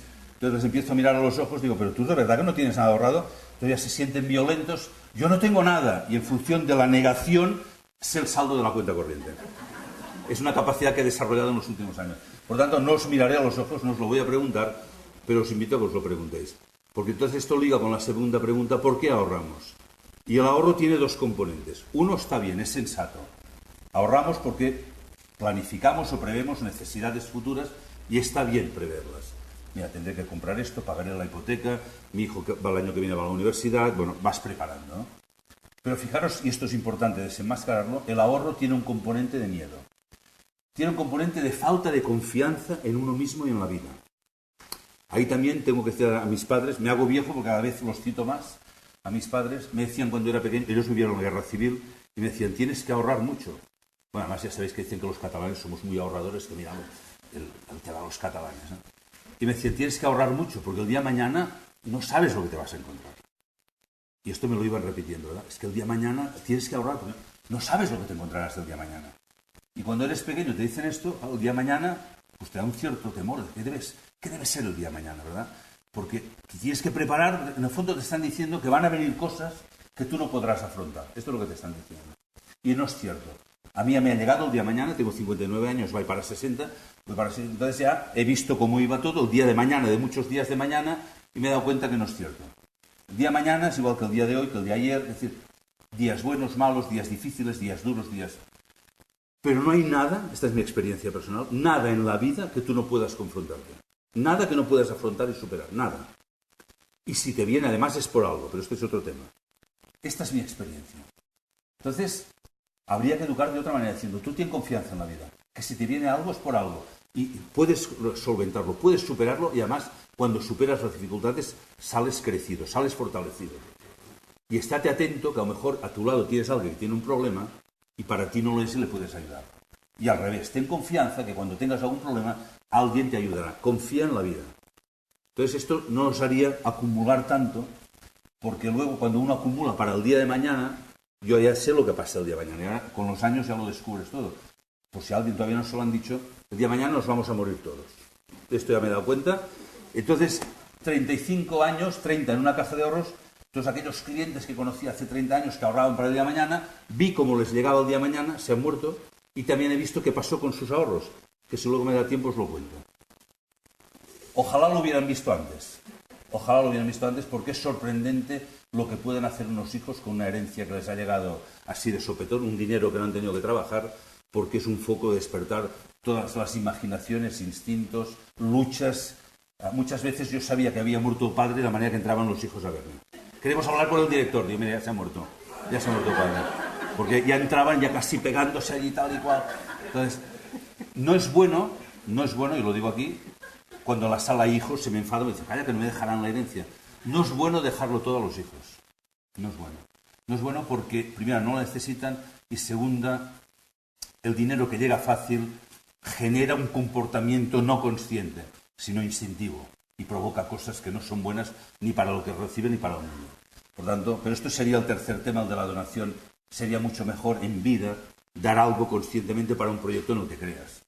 No lo dejes todo. Hombre, algo sí, porque cuando te mueres, a menos que te recen algún Padre Nuestro, estas cosas. Pero todo no. Todo no. No es bueno. Entonces es mejor un acto de libertad. Siempre tenemos la opción de la libertad.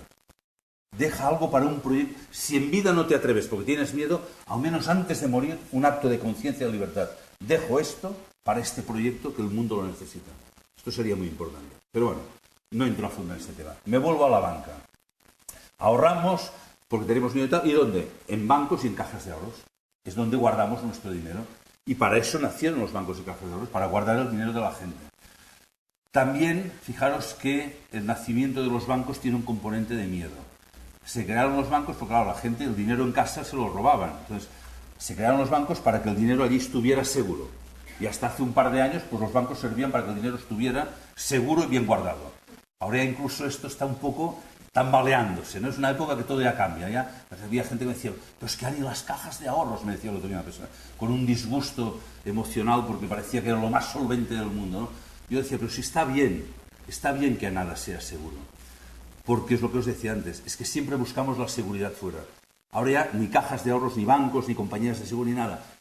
A ver si por fin descubrimos que el centro de gravedad tiene que estar dentro y buscar la seguridad dentro de nosotros. Y cuando uno busca la seguridad dentro, por fuera, pase lo que pase, no te hace tambalear. Por tanto, en este sentido, y con respeto a los que lo pasan mal, bienvenida la crisis si nos hace despertar en esta toma de las riendas de la situación, ¿no? Entonces, bueno, nacieron bancos y cajas. ¿Y qué hace un banco y una caja con el dinero? No sirve para nada. Da igual que tengas 1 euro, 100.000 millones, no sirve para nada. Cuando lo llevas al banco, el banco no lo guarda. Esto ya lo habéis visto estos últimos años, que el banco no tenía el dinero que estaba por ahí. Y esto está bien. El banco lo deja a las empresas, a la gente que tiene proyectos y gracias a este dinero pueden desarrollar proyectos. Ahora bien, hasta hace un cierto tiempo, el banco dejaba dinero de una manera más sensata para que proyectos sensatos llegaran al mundo y desarrollaran riqueza, puestos de trabajo, etcétera, etcétera. Y con el dinero, la riqueza producida, la empresa o el empresario podía devolver el dinero que habían dejado y un añadido que son los intereses. Y el banco de esos intereses se queda una parte y la otra la da al cliente. Y se crea un ciclo que en sí mismo era sano. Repito, si es para generar riqueza. O sea, dinero de ahorro que se transforma en préstamo para crear empresa. Para crear empresa sensata y viable, evidentemente. Lo que pasa es que esto también se perdió de vista. Es decir, el darse cuenta de este ciclo que nos relaciona a varios tipos de personas, el ahorrador con el empresario o emprendedor, a mí me gusta más la palabra emprendedor, a través de una figura central que es el banco, en sí mismo es bueno. La gente dice, ¿pero para qué hacen falta los bancos? Podríamos eliminarlo y hacerlo directamente. Casi toda la gente que conozco que dice esto no tiene dinero. Porque dice, no hace falta el banco. Digo, ya, pero si necesito un dinero me lo dejarás tú, es que yo no tengo. Por eso dices esto. Pero si no, está muy bien. No, pero ya no es un tema solo de confianza, que no te fías de dejar el dinero a un amigo. No sé si os han pedido alguna vez dinero a algún amigo. Es una situación violenta. Hostia, si no me lo devuelvo, tal y cual. A veces dices, pierdes el dinero, pierdes el amigo. Bueno, estas frases de la cultura popular, ¿no? Pero es que además, aunque tengas confianza y te fíes del amigo, tú le puedes dejar un dinero para montar una empresa y tú puedes tener luego un problema económico y no te lo puede devolver porque acaba de montar la fábrica. Y si necesitas una hipoteca para ganar un piso, es normal que alguien te lo deje. Está bien este flujo. Repito, si es sensato para crear esto. Hago un pequeño inciso, porque aquí también tendríamos que ver que la vida nos reparte, lo que decía antes, las capacidades de forma diferente. Porque la gente que lleva el dinero al banco es gente que tiene capacidad para crear riqueza, generar dinero, pero no tiene imaginación, no sabe qué hacer con el dinero, y por eso lo lleva a un banco. Y la gente que tiene imaginación y que tiene ideas y que es creativa, casi nunca tiene dinero. Mi experiencia siempre ha sido esta. Gente que me venía a ver me decía, Joan, tengo una idea, tengo un proyecto, ole, si me encuentro dinero esto es fantástico. Y siempre va así, hay quien tiene dinero, hay quien tiene ideas. Y el banco lo une. Y si lo viéramos así, un banco, repito, es una gran idea, es un dinamizador social. ¿Qué problemas han habido? Bueno, que uno tendría que ver a la empresa que le dejas el dinero qué es lo que va a hacer. Si es viable, si es solvente, si es sensato. La banca empezó a competir en los años 80. En los años 80 cae el muro de Berlín, empieza la globalización y empieza una competencia brutal en el mundo. Es decir, ya no un capitalismo liberal, sino un capitalismo salvaje que hay que ganar mucho, muchísimo, muy deprisa y a la costa de lo que sea. Y hemos perdido los valores. En los últimos 20 años hemos destruido más planeta que en 3 siglos. Y también la banca perdió la sensatez que le caracterizaba. Y la banca en España empezó a hacer publicidad en televisión y competencia. No existía Yo empecé a trabajar en una caja de ahorros en los años 70 y la gente tenía una libreta de ahorro y nadie preguntaba nada de los tipos de interés. La gente era muy feliz. Una libreta, ahorraban para el día de mañana y ya estaba. En los años 80, mediados, sale un banco, no voy a decir nombres, y empieza con publicidad en televisión, un anuncio con una gran canción pegadiza que la repetían 300 veces al día, y empezaron a hablar de una supercuenta. Y la gente, hostia, una supercuenta. También fue la época que salía Superman en televisión, ¿no? La película Supercuenta, Superman, la gran supercuenta que sin hacer nada, en cuenta corriente te van a pagar un 10%. Ahora ahí, la gente, ostras, ya hemos apelado a la codicia, y la gente venía a la caja de ahorros y me decía, oye, en la tele hay un anuncio que paga en el 10, ¿vosotros qué pagáis en esta libretita? No, el 2,75. Hombre, tú, que pierdo dinero, que en la tele espabilar, pues si no, tal. Claro, espabilamos. ¿Es esto? ¿La competencia es esto? Hay que espabilar, vamos a luchar. Y empezamos a luchar. Entonces, claro, todos los bancos subimos los tipos de interés. ¿Qué te dan? El 10, yo el 11. Yo el 12. Yo el 11 y una cubertería. Yo el 12, y esto fue lo más potente, y un juego de sartenes. Esto era ya, contra esto no podías luchar, ¿no? Contra el juego de sartenes era una cosa impresionante, ¿no? Entrabas en una caja de ahorros y no sabías si era el supermercado, es decir, las vajillas, las cuberterías, copas de cava grabadas con iniciales, la televisión, el no sé qué, es decir, el 12, el 13, el 14, todo este show, esta parafernalia. Yo llegué a ver, al final, entre 87, 88, 89, no recuerdo el año exacto, en un depósito a plazo fijo de un año, pagar el 14%. Claro, que tenía dinero, contento, un 14, muy bien. Casualmente las hipotecas subieron al 18, al 19 y al 20. Casualmente, es una manera de hablar, claro. Si ahora hay gente que se queja que no la puede pagar al 5, nos cuento al 19 o al 20. Nos damos cuenta, lo que os decía antes, que los actos de uno repercuten en los demás. Y el cliente que me venía satisfecho, ahora estoy contento, que me pagáis un 14. Le decía, sí, pero tu hijo no puede pagar la hipoteca. Ya lo sabes esto, ¿no? Claro, no nos damos cuenta. Es decir, yo, ya, pero tú y yo, ya, el primero que va a salir perjudicado es tu hijo, que ya no es yo, es el otro. Y el hijo del vecino que tiene el mismo derecho, tiene la misma dignidad. Y empezó la competencia en banca, el 12, el 13, el 14, pero además empezó competencia no solo en los tipos de interés de depósito, sino en los préstamos. Empezaron a bajar los intereses de los préstamos, claro, la competencia es esto. Había clientes que te pedían un préstamo y te hacían el favor. Te decían, oye, en los últimos años, a ver si te portas bien, te haré la hipoteca contigo. Dice, pero ¿me la harás tú a mí o te la haré yo a ti la hipoteca? Porque ahora me he perdido, o me bajas el tipo o me voy al de al lado. Entonces, cada vez pagábamos más y cobrábamos menos. Con lo cual, al reducir el margen, si quieres ganar dinero, tienes que trabajar más. No es que perdieran los bancos. Los bancos, como todas las empresas, cada año querían ganar muchísimo más que el año anterior. O sea, la fiebre de los últimos 20 años ha sido el crecimiento. Si alguno de vosotros ha sido director de banco, de caja, o tiene algún amigo familiar que lo es, que le explique la angustia cuando llega el mes de diciembre, que te dicen, objetivos para el año que viene. El año que viene tenemos que crecer tanto. Y la pregunta es, ¿cómo puede ser el objetivo crecer? El objetivo será lo que tú quieras hacer en el mundo. O sea, yo el año que viene, pues mira, quiero hacer esto, quiero hacer lo otro, porque esto es lo que tiene sentido. No, el objetivo era crecer. Y el crecimiento era de locura, porque al principio del año que viene vamos a crecer un 20. Y luego 20 era el 30, el 40, el 70, el 80. Y no os lo creeréis, pero a mí me llegaron a marcar como objetivo de un año a otro crecer el 200%. Sí, pero ¿cómo? ¿Por qué? Es tu problema. Y si no lo haces, es que no te crees a tu empresa. Mira, qué argumento, ¿no? Sí, hay que crecer. Y pero decías la gente, ¿pero por qué tenemos que crecer? Porque la competencia crece y tenemos que crecer más que ellos porque hay que pasarles en el ranking de las cajas de ahorros. Claro, este es otro tema, como que las entidades contrataban directivos venidos, esto sí, a todos los que contrataban tenían algún título de Harvard, Stanford, alguna cosa de estas, le pagaban millones y él tenía que demostrar que era más listo que los demás y había que pasar en el ranking. Pero los de la competencia habían contratado también gente de Harvard que les decían lo mismo, con lo cual esta locura ha llevado a que decir, bueno, ¿qué hacemos para ganar más? Y entonces empezó a dar créditos no para crear empresas y producir riqueza, sino para que la gente consumiera más. Y algunos de vosotros a lo mejor os encontrasteis que un día llegó a casa una carta del banco de la caja y dijo, señor fulano de tal, usted tiene aprobado un crédito de 3 millones de pesetas.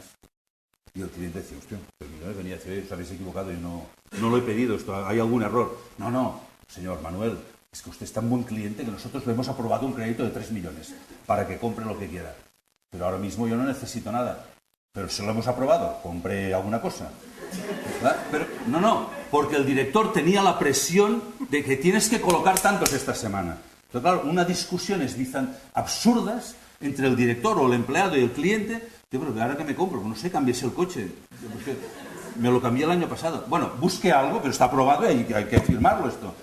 Y si no era esto, pero, hago broma, pero es así, ¿eh? Las tarjetas de crédito. Os enviaba una tarjeta de crédito a casa, que tampoco habíais pedido, y llevas a la oficina, oye, que yo ya tengo una. Sí, pero usted tiene la de plata y esta es de oro. Y si tenías la de oro, esta es de platino con diamantes y sobre todo unos puntos canjeables por las sartenes. Entonces ya, ahí sí que caían y tal. Pero usted consuma.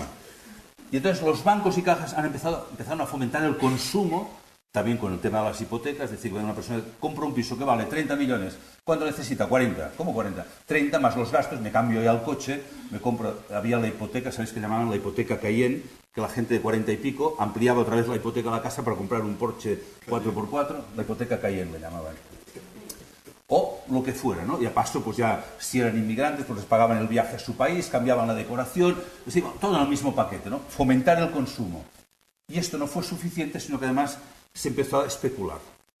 Y a los bancos y cajas ya no invertían en economía real, sino que se invertían en fondos especulativos que difícilmente encontraréis más de un 10% de directores de oficinas que sepan lo que están vendiendo.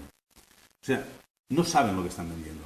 Y cuando va un cliente le pregunta, oye, pero esto que me has hecho, porque muchas veces iba la gente y decía, ven, sobre todo si es gente ya mayor jubilada, mire, don fulano, le he cambiado la libreta porque ha salido esta nueva que es buenísima, le he cambiado porque esta va a ganar más. Ah, y esto exactamente, no, esta es muy buena porque es de la nueva generación. Estamos haciendo ya unos fondos de inversión dinámicos de segunda generación que hacen una combinación mixta ponderada del IBEX 35, el Nasdaq y el Nikkei. La gente tiene que decir, pero es bueno, es dinámico de segunda generación. Bueno, pues si la gente se va a casa con una libreta de otro color, bueno, me lo ha dicho fulano, que lo conozco de toda la vida, no me habrá engañado. Sí, porque le han dicho que si no te engañas se va a la calle. Sí, es así. Porque tiene que colocar 30 a la semana o 25 o 40 y si no pondrán a otro que lo hará. Entonces se están vendiendo, pero detrás la gente decía, bueno, pero esto que me has colocado, ¿esto qué es? Nada. Madoff, ¿habéis visto al de Madoff? En Estados Unidos lo han metido en la cárcel. Me pregunto por qué solo lo han metido a él. O sea, esto también es sorprendente. Es decir, y todos los grandes directivos de bancos de todo el mundo que le confiaban el dinero, ¿me podéis hacer creer que no sabían lo que estaban haciendo? Economía especulativa, pero la gente me dice, ¿pero en qué invertían? En nada, burbujas. En nada. O es como la ruleta. En la ruleta tienes el rojo, el negro, el par y el impar. Pues ahí decían, pues bueno, vamos a apostar si el precio del cobre en el año que viene habrá subido no sé cuánto. Es decir, pura especulación. Productos estructurales que llaman mercados de futuros, mercados de derivados, de divisas, la especulación con las divisas. George Soros hizo caer la libra esterlina, ahora está hundiendo el euro. Más del 95%, y esto es duro, más del 95% del dinero que se mueve cada día en el mundo responde a especulación. Detrás no hay economía real. Después de 2 años de crisis, seguimos haciendo lo mismo. El otro día preguntaba a compañeros que están en banca, decía, ¿qué estáis comercializando ahora? Exactamente lo mismo. Productos estructurados con especulación económica, creando burbuja. Pero claro, la culpa es del banco, la culpa es del banquero, que son muy malos, como decían el otro día, que somos la causa de los males del mundo, me decían. O la culpa es de todos. Porque ahora viene el otro tema. A mí, durante 30 años de profesión, nadie jamás en toda mi vida profesional, ningún cliente me preguntó, ni a mí, ni a ningún amigo mío, y tengo muchos amigos en banca, jamás nadie nos preguntó, ¿qué vas a hacer con mi dinero?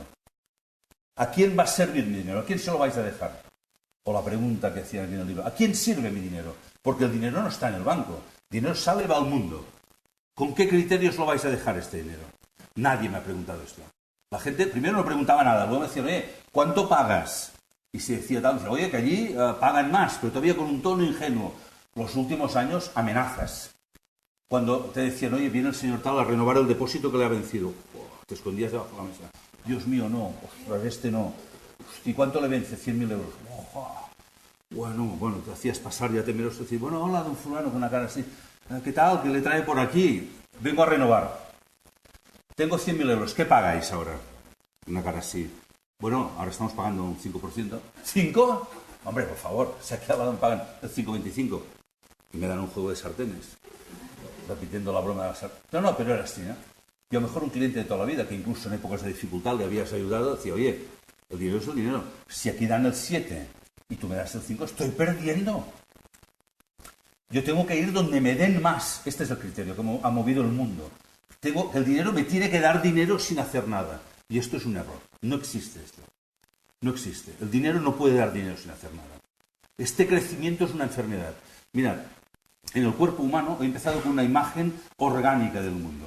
La mejor imagen orgánica es el cuerpo humano. En el cuerpo humano, cuando un grupo de células empiezan a crecer sin tener en cuenta la totalidad, a esto le llamamos cáncer. Y provoca la muerte del organismo y de las células. Y en cambio, en esta sociedad global, hay células que quieren crecer continuamente. Nos damos cuenta que esto es un cáncer social que no tiene sentido, que está provocando muerte en esta sociedad. Y queremos crecer y crecer y crecer, pero todos. O sea, nadie es inocente aquí. Los clientes me venían y me decían, vamos, que allí y ahora igual. Coger los periódicos desde hace 15 días. Guerra de intereses bancarios. El banco tal sube al 4. Claro, enseguida el cliente, procesión ya de clientes a los bancos. Oye, tú, que este ha subido al 4, ¿cuánto estás pagando tú ahora? Hombre, es que yo estoy en el 3. O subes o me voy. Esta es la realidad. Nadie pregunta, ¿qué vamos a hacer en el mundo con este dinero? Nadie se pregunta si estos cientos de miles de millones que se están moviendo en el mundo especulativamente o sirviendo a las empresas más poderosas que les permite que cada vez les llega más dinero y pueden tener más poder y hundir a las más pequeñas, que esto es lo que está pasando, si en vez de esto dijéramos, yo no quiero que con mi dinero se hagan en el mundo cosas en contra de mis criterios. Quiero que mi dinero en el mundo esté alineado con mis valores. Antes hablábamos de las guerras y todo esto.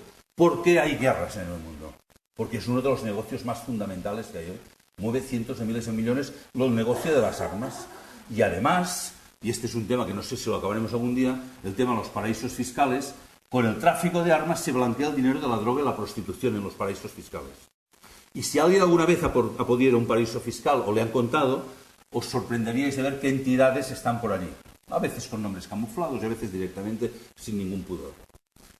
Y las guerras se financian con nuestro dinero, las empresas que contaminan se financian con nuestro dinero, las empresas que hacen explotación infantil, etcétera, etcétera. Porque las empresas solo pueden encontrar financiación en un solo sitio, en bancos y cajas de ahorros. Y mientras no pongamos criterios éticos, el dinero sirve para lo que sirve. Y aquí de nuevo tenemos la opción de la libertad, es decir, con mi dinero esto no lo vas a hacer. Esta es la opción de la libertad, la opción de la conciencia, la opción que se conoce como banca ética. Es decir, mi dinero, mientras yo no lo utilizo, quiero que sirva para transformar el mundo. Siempre está transformando el mundo, siempre. El dinero no está nunca ocioso. Si tú solo hablas de tipos de interés, estás alineado con todo esto. Y muchas veces, y esto nos pasa a veces que hablamos con las ONGs, tú tienes tus ideales, estás en un mundo luchando por la paz y ayudando a los damnificados de la guerra, pero el dinero de la ONG está en una entidad, a lo mejor, especializada en financiar empresas de armas. Es una contradicción. Así no vamos a cambiar el mundo. El problema que tenemos socialmente, el ser humano, seres humanos tenemos como 3 áreas de actividad interior, que son el pensamiento, el sentimiento y la voluntad. Y los pensamientos y los sentimientos están muy claros, son muy humanitarios. Casi todo el mundo. No conozco a nadie que sea perverso en ideas, muy pocos. El mundo, sí, esto y lo otro y tal.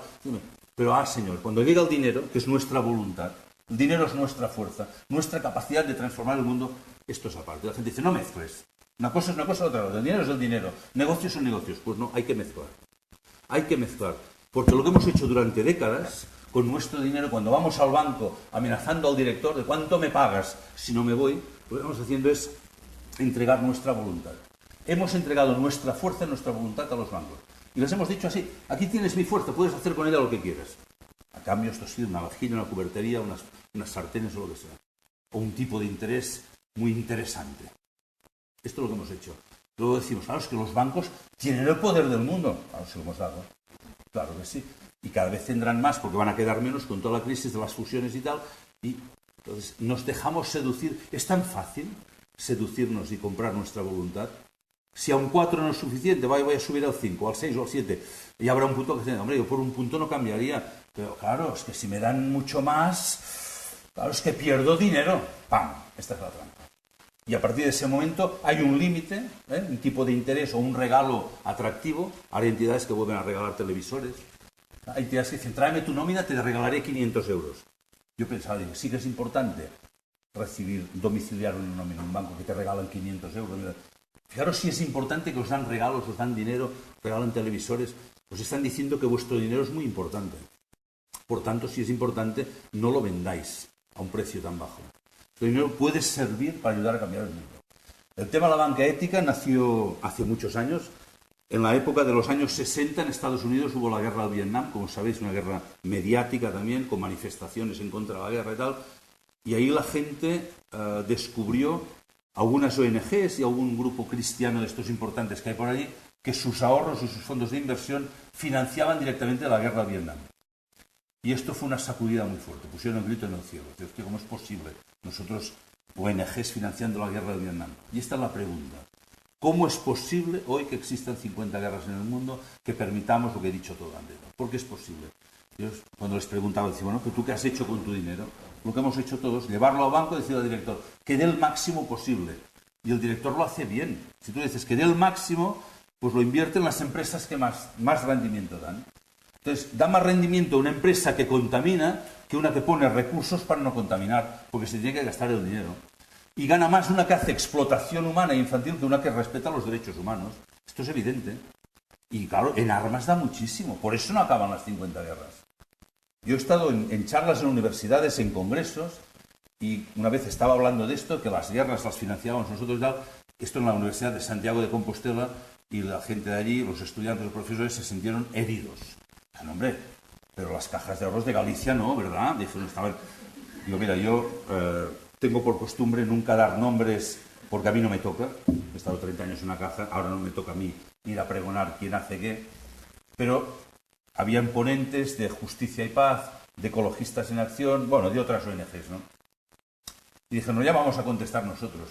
Y sacaron documentación y dijeron, cajas de Galicia, pues miren, espera un momento, miren, tal y tal, acaban de dar un crédito hace pocos meses de no sé cuántos millones de euros a una empresa muy importante que está en Vitoria, que fabrica armas. Antes hacía minas antipersona.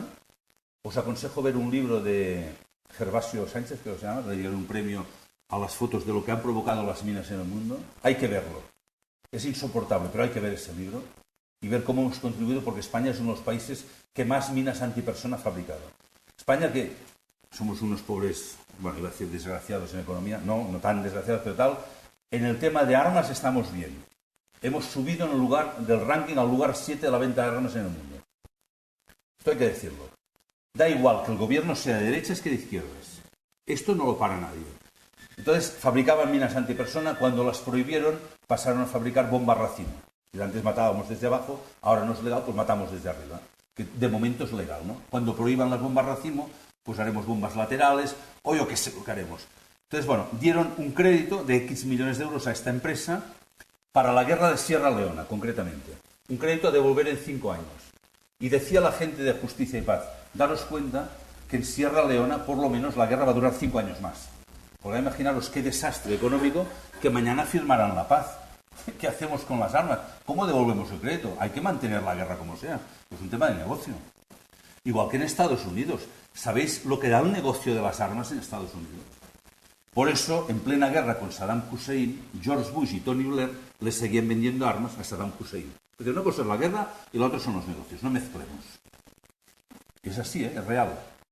Entonces, claro, en Estados Unidos, cuando vieron esto con la guerra de Vietnam, la gente dijo, esto no puede ser. Y nació el concepto de banca ética, con gente que dice, mira, esto yo no puedo permitir, por mis principios, por mis valores, por mis ideas, por mis creencias, que mi dinero sirva para según qué cosas. Hay que crear un tipo de banca que sí, que invierta el dinero, que tengas beneficio, pero el beneficio no puede ser el objetivo de un banco, ni puede ser el objetivo de una empresa. El beneficio, en cualquier caso, será el resultado. El objetivo es, ¿tú qué quieres hacer? Hazlo bien y crearás riqueza. Y el beneficio te indicará que lo has hecho bien. Pero cuando pones el beneficio como objetivo, nada importa. ¿Qué más da? ¿Por qué voy a pagar un salario digno a un trabajador si con cualquier patera que ha llegado, bueno, ahora ya ni llegan ya las pateras, pero me encontraré a alguien que lo hará por mitad de precio? ¿Por qué voy a pagar 1.200 euros si por 700 seguro que encuentro a alguien? Es el mercado. Y hemos creado un modelo que es insoportable. No podemos seguir trabajando así. No lo vamos a cambiar de golpe. Por eso va a ser tan difícil salir de la crisis. Porque es un cambio de cultura, un cambio de responsabilidad individual. Es decir, yo tengo que empezar a comportarme en el mundo de otra manera. Y si soy empresario, voy a pagar salarios dignos. ¿O es que ganaré menos? Es igual, tampoco, probablemente tampoco lo necesites. En 30 y pico años he conocido miles de clientes muy ricos. No son felices. También se mueren con el saldo de la cuenta a tope. se toman pastillas tranquilizantes, tienen que ir al psicólogo o al coach o al no sé qué, porque su vida no tiene sentido. Es decir, unos de este dinero que circula, que tendría que llegar a todos, absorben la parte que tocaría a otros, los otros se mueren de hambre y a ellos esto no les hace feliz. Hay que cambiar el paradigma de todo esto, en el consumo y en el ahorro. Y en el ahorro hay una potencia fortísima, es un concepto revolucionario, el concepto de banca ética, porque la banca, como decía antes, mueve cientos de miles de millones. Hasta ahora solo se ha competido por tipo de interés. Cuando pase, como ahora nos está pasando a nosotros, en Triodos Bank estamos creciendo muchísimo y viene gente a traer cantidades importantes. A mí me han abierto una cuenta con 3 millones de euros un 15 de diciembre, sacadas de un banco muy importante. Un director de un banco que le sacan 3 millones el 15 de diciembre se quiere pegar un tiro, porque le hunde el ejercicio. Le dijeron, dime que te pagan, que yo te pago un 2% más. Dijo, no, si no se lo van a pagar, seguro que me pagan menos. Pero voy por un tema de ética y de responsabilidad. Claro, otro dijo, no, ahí ya no tengo armas, no tengo defensa. Ante la conciencia no tengo defensa. Y esto es lo que pasa hoy. Entonces podemos seguir compitiendo en precio o podemos empezar a competir en ética y en valores y cambiar el modelo social. Y esto depende de nosotros. Y cuando alguien me dice, uy, este es un soñador, esto es una utopía, que es lo que diráis muchos o lo pensaréis, es lo que me dijeron cuando dejé mi profesión en la Caja de Ahorros después de 30 años para venir a Triodos Bank, mis amigos me decían, bueno, unos se pensaban que me había vuelto loco, que me había metido en alguna secta rara, me llamaban preocupados, pero Joan, no te vuelvas, pero si te van a prejubilar y puedes vivir sin trabajar, tonto. Pues yo no quiero vivir sin trabajar. Me han dado la oportunidad por primera vez en la vida de hacer algo que tiene sentido para mí. Entonces, no lo entendía, ¿no? Es que esto es lo que tal. Pero, segunda frase, eres un soñador, tú te crees que vas a cambiar el mundo. El mundo no se puede cambiar. Claro, ¿qué significa esta frase? Esta frase es un reflejo de un problema que tenemos hoy en el mundo. No sé cómo vamos de tiempo, mal, ¿no? Voy abreviando ya acabo. Pero os tengo que contar esta anécdota porque hay que avisar, porque sabéis que es una época que hablan de epidemias, y nos han hablado de la gripe aviar, del virus de la gripe A y no sé qué, y hay epidemias muy contagiosas. Actualmente hay una que es la más contagiosa y es casi una pandemia. Y la reconoceréis, la tengo que avisar, es la pandemia de la asquerosis múltiple. La vais a reconocer porque cuando a alguien le afecta es muy contagiosa, hay que vigilar. Reconoceréis a los afectados porque se les hace una mueca, así, y cuando dices algo bueno, interesante, oye, vamos a hacer esto, algo positivo, algo bueno en el mundo, tal, dicen, no vale la pena, no lo vas a conseguir, y se queda la cara así y se va contagiando. Y cada vez hay más gente que, uy, esto, no lo entiende. Y esto es contagioso. Se está extendiendo este desánimo, este contagio de que nada vale la pena, nada se puede cambiar. Digo, pues mira, no es cierto. Lo bueno también se contagia. Esta es mi experiencia en los últimos 4 años. Cuando uno decide cambiar solo cambia si cuando cambia uno mismo y es coherente, descubres que empiezas a tener influencia en tu entorno y empiezas a contagiar otro tipo de epidemia de entusiasmo, de coraje, de ética, de valor. Esas cosas antiguas que se habían perdido se pueden recuperar y se contagian. Esta es mi experiencia y esta es mi llamada a la gente. Es decir, primera, cambio personal. Segunda, a extender la epidemia. Hay que crear una epidemia de ética y de entusiasmo y de coraje para cambiar esto. No nos podemos dejar arrastrar por este desánimo, por esta esclerosis múltiple que decía, de que todo, no lo conseguirás. Siempre que hay una buena idea, alguien se empeña en decir que no lo vas a conseguir. Yo me acuerdo, había un libro que se hizo famoso, La conjura de los necios, que en la portada ponía una frase, decía, cuando sale un genio, enseguida se le reconoce porque todos los necios se confabulan contra él. Y lo mismo pasa con las buenas ideas. Cuando sale una buena idea, hay un montón de gente que lo importante es hundir esa idea, sobre todo para que no me obliguen a cambiar y yo pueda seguir como estaba. Y esto ya no cuela, ya no toca en esta época. Ahora es época de cambio. También os propongo como cuarta propuesta, o quinta, os he hablado de la donación consciente y libre, mi quinta propuesta y última, para ir acabando, es la banca ética. No permitáis que con vuestro dinero en el mundo se hagan cosas en contra de vuestros principios. O, dicho al revés, buscad cómo vuestro dinero, mientras no lo utilizáis, puede ser un instrumento de transformación del mundo, porque esto es posible. Y ahora sí acabo. Me gusta acabar siempre con algún tipo de poema, alguna frase. Como no he traído ninguno escrito para leer, cito uno muy breve de un poeta catalán que murió hace pocos años, que me gustaba mucho, se llama Miguel Martí Pol, y decía, referente a todo esto, que todo está por hacer y todo es posible todavía. ¿Quién, sino todos? Yo os animo que os apuntéis a esta reflexión y este cambio personal. Gracias.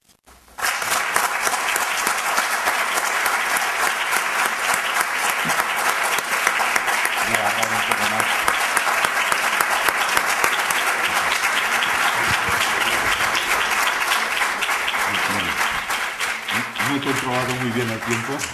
No te preocupes, la verdad es que somos de esos días en los que recordar el tiempo te duele particularmente, ¿no? Porque yo creo que has tratado muchísimos temas y a un nivel excepcional. Normalmente tenemos un hueco para hacer unas preguntas y ese hueco quizá es ahora más pequeño, pero yo os animo a que preguntéis algo a Joan.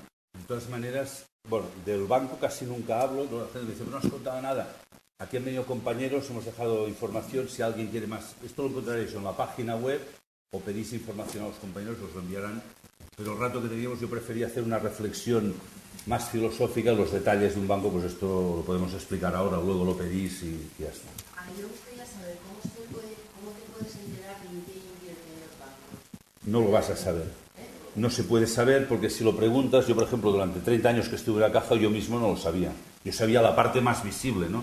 Entonces, mientras no exista una ley de transparencia, nosotros por ejemplo, voluntariamente, porque la ética puede ser una decisión, mucha gente va a decir, pues que saquen leyes para controlar a los bancos. Pero ¿por qué necesitamos la ley que nos obligue? Si lo podemos hacer desde la libertad, ¿no? También me preocupa el tema de los controles, porque cada vez hay más controles. Y hay una frase que de vez en cuando aparece, a mí me da un cierto temor, que es el nuevo orden mundial. No sé si un G20, un G30, un G40, que organicen el mundo y nos digan lo que tenemos que hacer y cómo nos tenemos que comportar. Y me gustaría una sociedad libre en que nos comportemos bien, porque desde la libertad lo estamos haciendo, ¿no? Entonces nosotros hemos decidido todo aquello que hacemos con el dinero, todo lo que invertimos, lo publicamos o en una revista trimestral que os hemos dejado por aquí, que puede recibir quien quiera, aunque no sean clientes, o en la página web, que allí pone ¿quién financiamos? Y está clasificado en 3 sectores, ¿verdad? Pone en el área de la cultura, que son los 3 que financiamos, cultura, ecología y proyectos sociales. Pero no obliga la ley. Con lo cual, si tú vas a una entidad, la entidad o te dirá algo, lo que le guste, o te dirá que no lo sabe. Entonces, no lo puedes averiguar, no lo sabes. Hombre, en algunos fondos de inversión puedes ver que... Pero hay otras cosas que no lo sabrás. Si han dejado dinero a una empresa que está contaminando, pues que esto no lo sabrás. No hay la lista, no se puede saber. Y luego, yo, por ejemplo, si pienso que compro, si lo necesito, y a quién compro, etcétera, etcétera. Pero yo creo que no me hace falta. Pero hay muchísimas veces que voy a mirar, por ejemplo, con la ropa, y es imposible saber dónde está hecho. Y además ya hay toda una sofisticación, pensar en Europa, no sé qué, pero no te ponen exactamente dónde está fabricado. Y eso sí que se podría legislar. Sí. De hecho, creo que en principio están obligados a decir dónde está fabricado, pero sin embargo se comprueba que no es así. Incluso en tiendas de estas que vienen de Suecia, de no sé dónde, les digo, no sé, eso es lo que hacéis, pero ¿dónde está esto? No tienen ni idea el propietario de la tienda. Y luego hay un problema porque hoy en día, aunque yo esté consciente y sea consciente de ello, es que todo está hecho fuera, todo. Pero entonces ya digo, ¿de qué manera se han trabajado niños, se han respetado los mismos? Nadie lo sabe. Y yo tampoco como compradora. En el tema textil es muy complicado. Empiezan ahora a existir certificadoras del tema ecológico y el tema de comercio justo, pero realmente es difícil, ¿no? En el tema de la alimentación es más fácil porque hay empresas certificadoras y para mí la primera ecología es que es preferible comer manzanas de aquí que no que te las traigan. La gente dice, hombre, pues qué pobre gente, entonces les ayudamos. No, porque los que exportan son los que se forran y la gente allí vive en condiciones miserables. Entonces, en el tema alimentación es más fácil controlar el tema este.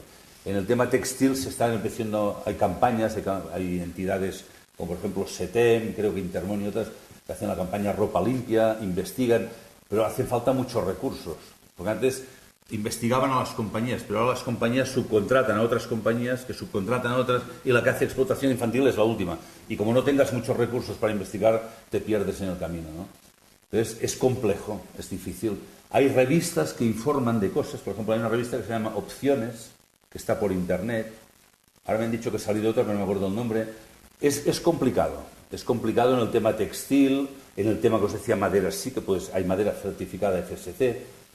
O sea, no es fácil. O sea, lo que he propuesto es una propuesta de inicio de cambio. O sea, no puede pasar uno del negro a lo blanco porque es imposible. Y además, si quieres ser talibán, te desesperas porque además te descubres en tus propias contradicciones. O sea que es una voluntad de cambio, ¿no? Claro. Pero en la alimentación ecológica es donde es más fácil. En el textil y tal es complicado. Hay que solo la última pregunta y me como banco, ídolos de la política de empresa, de empleados y tal, que se supone que también es va en torno a todos estos valores que hemos hablado, ¿no? Nosotros sí. Pretendemos que la política al menos sea diferente. Alejandro cuando me pregunta que cómo hacemos, digo, no me preguntes a mí, que yo soy un directivo, entra en la oficina cuando yo no estoy, yo estaba en la oficina de Barcelona antes, ahora no, ahora estoy dando vueltas, ahora he dejado de ser catalán para ser universal, pero decía, entra un día que no esté y pregunta a los empleados cómo se encuentran, porque yo no te puedo contestar, ¿no? En cuanto a salarios, nosotros publicamos no lo que cobra cada uno, porque esto no se puede decir, cada uno tiene derecho a la confidencialidad, pero publicamos la diferencia entre el salario más alto y el más bajo.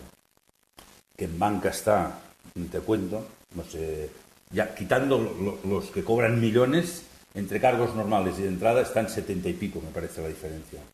Y nosotros no sé si estamos entre el presidente y el que acaba de entrar de auxiliar de entrada, creo que hay una diferencia entre 6 o 7.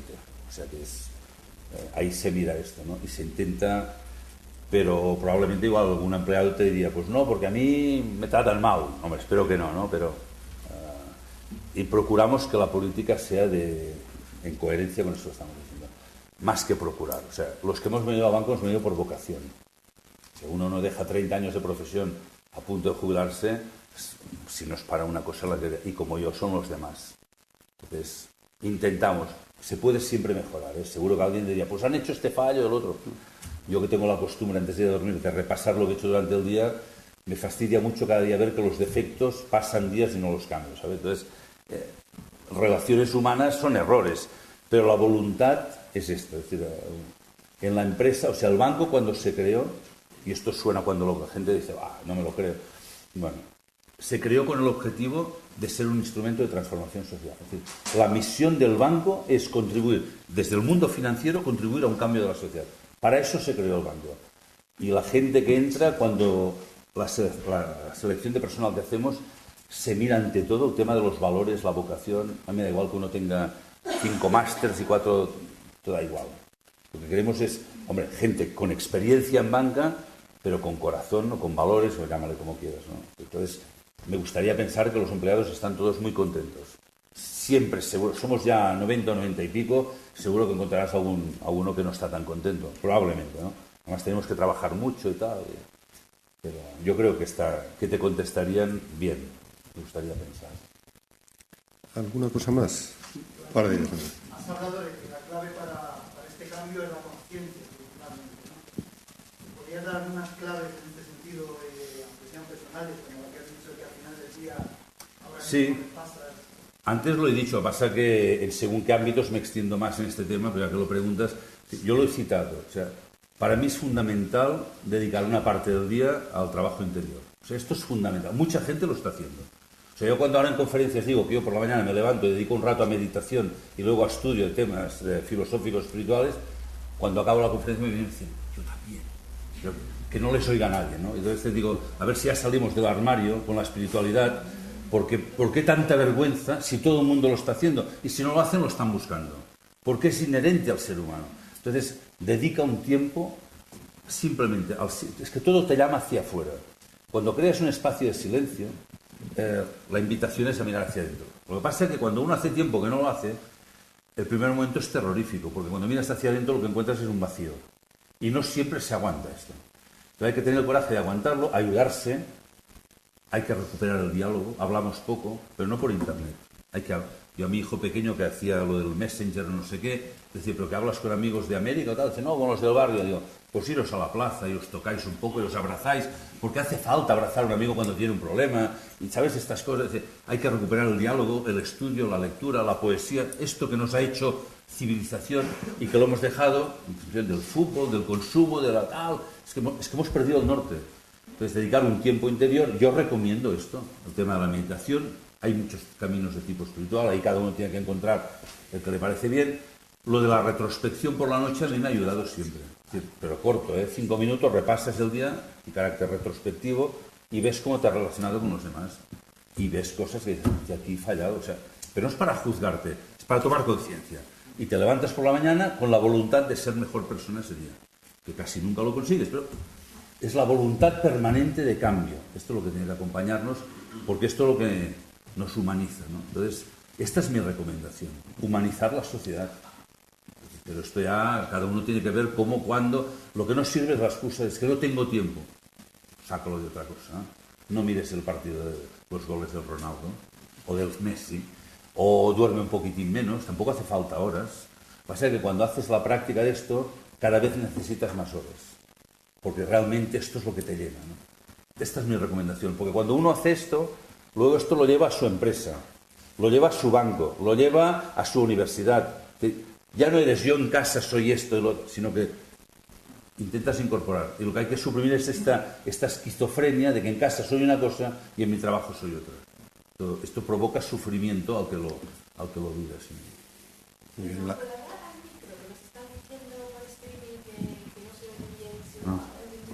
Perdón. Es que se está... Por stream, ¿qué es esto? Stream es el directo. Se está retransmitiendo. Es el directo que tenemos. ¿Sí? Por la web, sí. Es que lo están viendo aquí unas cuantas personas también desde casa. Me voy a poner más en pose más. Había otra pregunta por aquí. Sí, la última, por favor, o la última ya. Sí, me gustaría saber dentro de todos los temas que ha abordado de su propuesta de inicio al cambio, me parece que falta uno, y es el del crecimiento demográfico. Usted mismo ha mencionado que dentro de los organismos un crecimiento masivo de células es considerado cáncer, y me parece que sería un tema muy abordable en este caso. Sí, no lo he tocado directamente, pero he hablado de la educación. Entonces, si trabajáramos en aumentar, en dar educación, que millones de personas que no pueden accedieran, desde su libertad decidirían lo que hacen. O sea, yo creo que hay que luchar por la educación y por la libertad del ser humano. Y desde esa libertad, el ser humano ya sabe lo que debe hacer. Pero hoy una gran parte del mundo, especialmente aquí hay que decir que según qué sitios, por ejemplo, Sudamérica y África y también Asia, no podemos seguir permitiendo esta explotación que se está haciendo de la mujer. La mujer es un objeto en muchas partes del mundo. Entonces, la mujer es una fábrica a producir hijos porque es lo que le obligan y tal y cual. Entonces, si luchamos por el derecho a la educación y respetamos la libertad, yo no puedo decir a la gente si tienen que tener o no tienen que tener hijos. No es mi ámbito. No tengo derecho. Pero sí que puedo ayudar y desde la educación ya decidirán lo que quieren hacer y si van a tener 10 hijos o 15 o uno o ninguno.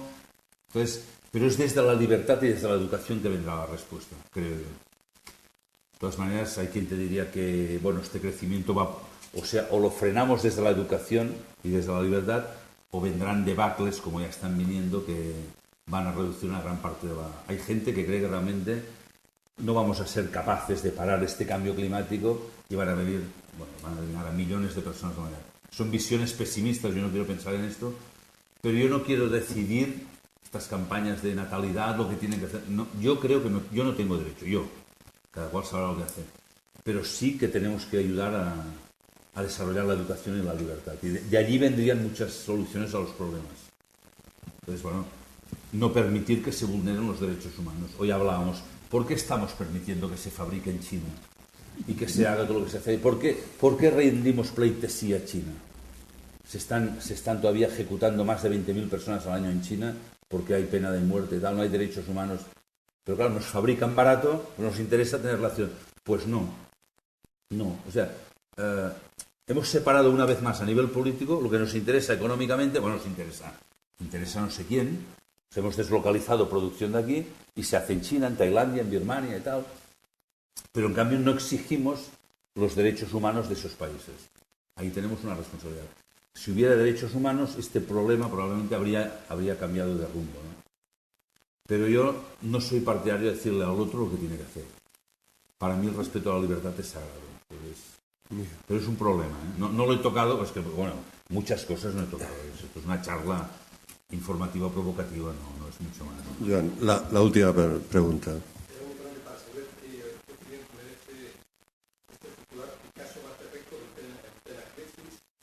Millones de dólares por un cuadro.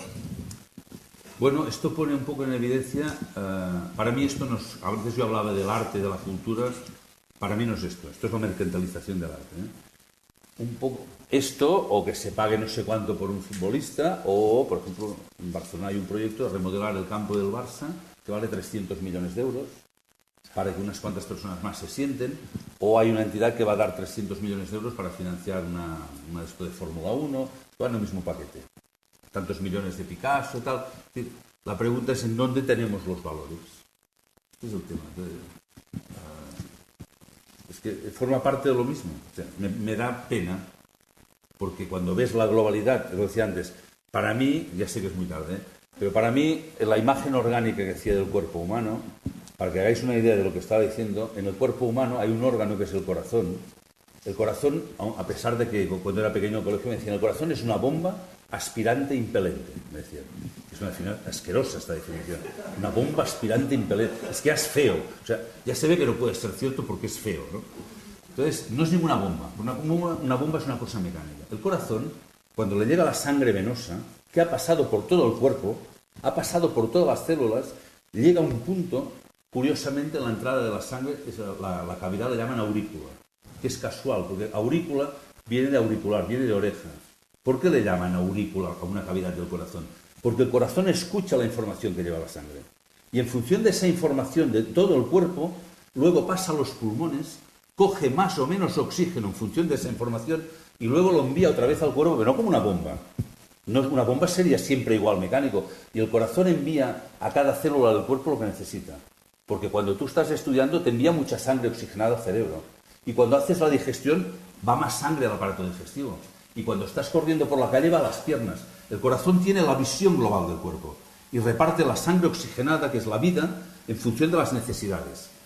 Bueno, pues lo que es la sangre en el cuerpo es el dinero en el organismo asociado. Y los bancos tendrían la misión de hacer de corazón, imagínate cuán lejos estamos, y detectar dónde tiene que circular esta sangre. Ir circulando para que llegara a todas las células para que tuvieran vida. Porque si en el cuerpo la sangre no llega a todas las células, se cangrenan y se mueren. Entonces, lo que está pasando en esta sociedad, un grupo de sangre, de dinero, se acumula en grandes bolsas y otro sitio no llega. Ya no digo solo dar, por lo menos hacerlo circular.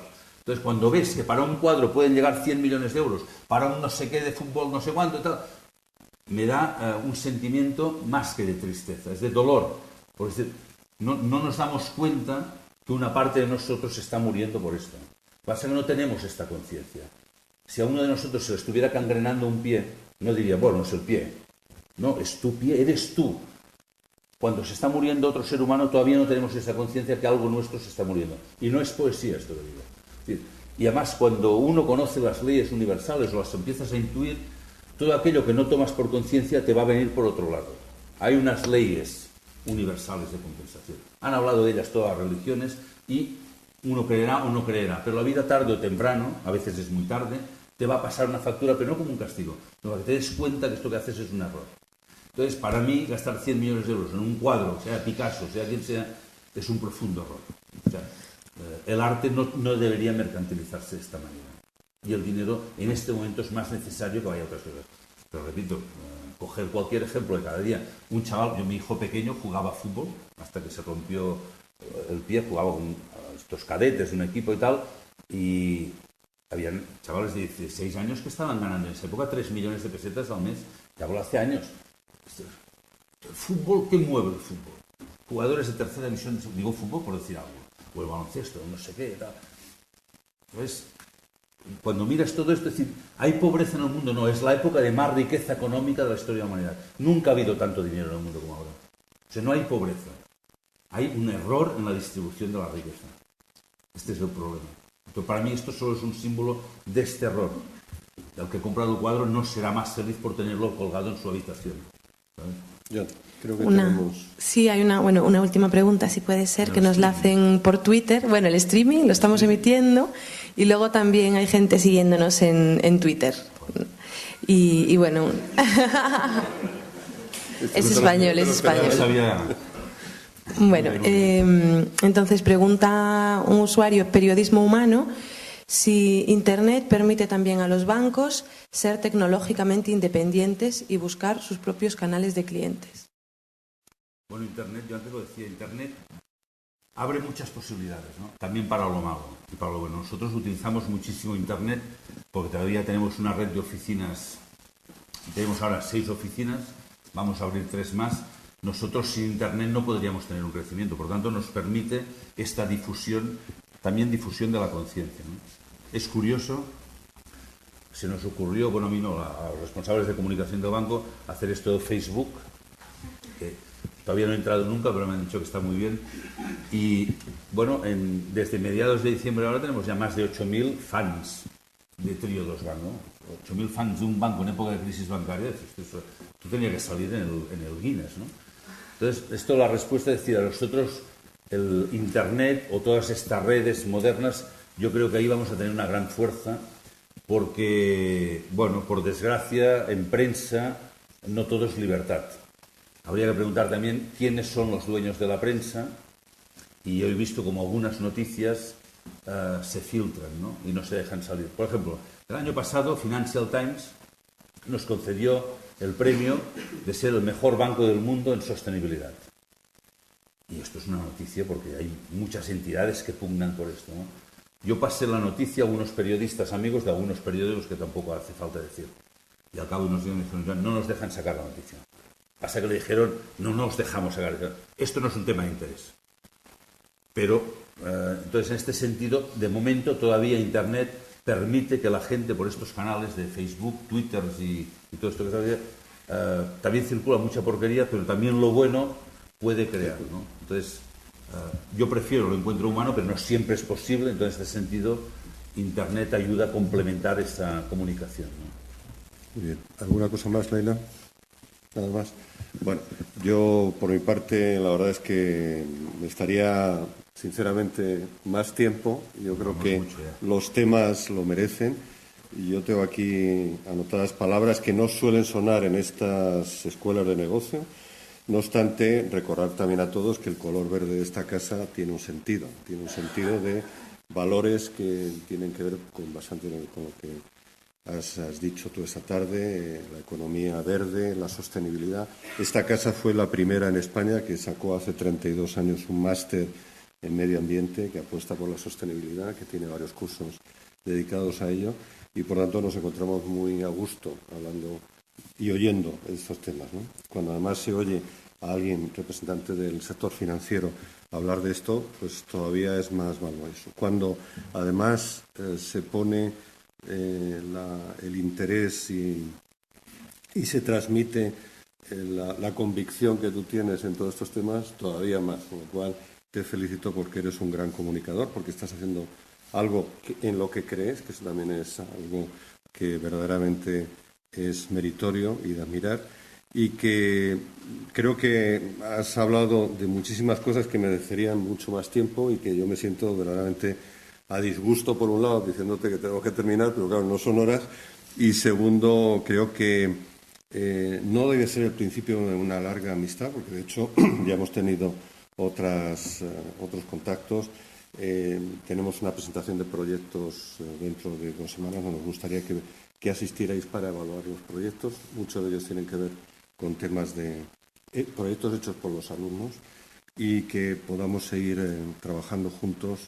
Pero yo creo que eso es un subproducto. Lo que queda verdaderamente de esta charla es los conceptos de libertad, de coraje, de fortaleza que tengo aquí apuntados y que sinceramente me han parecido de enorme interés y de valor para todos nosotros. Y yo creo que le debemos de dar un nuevo aplauso por lo que hace.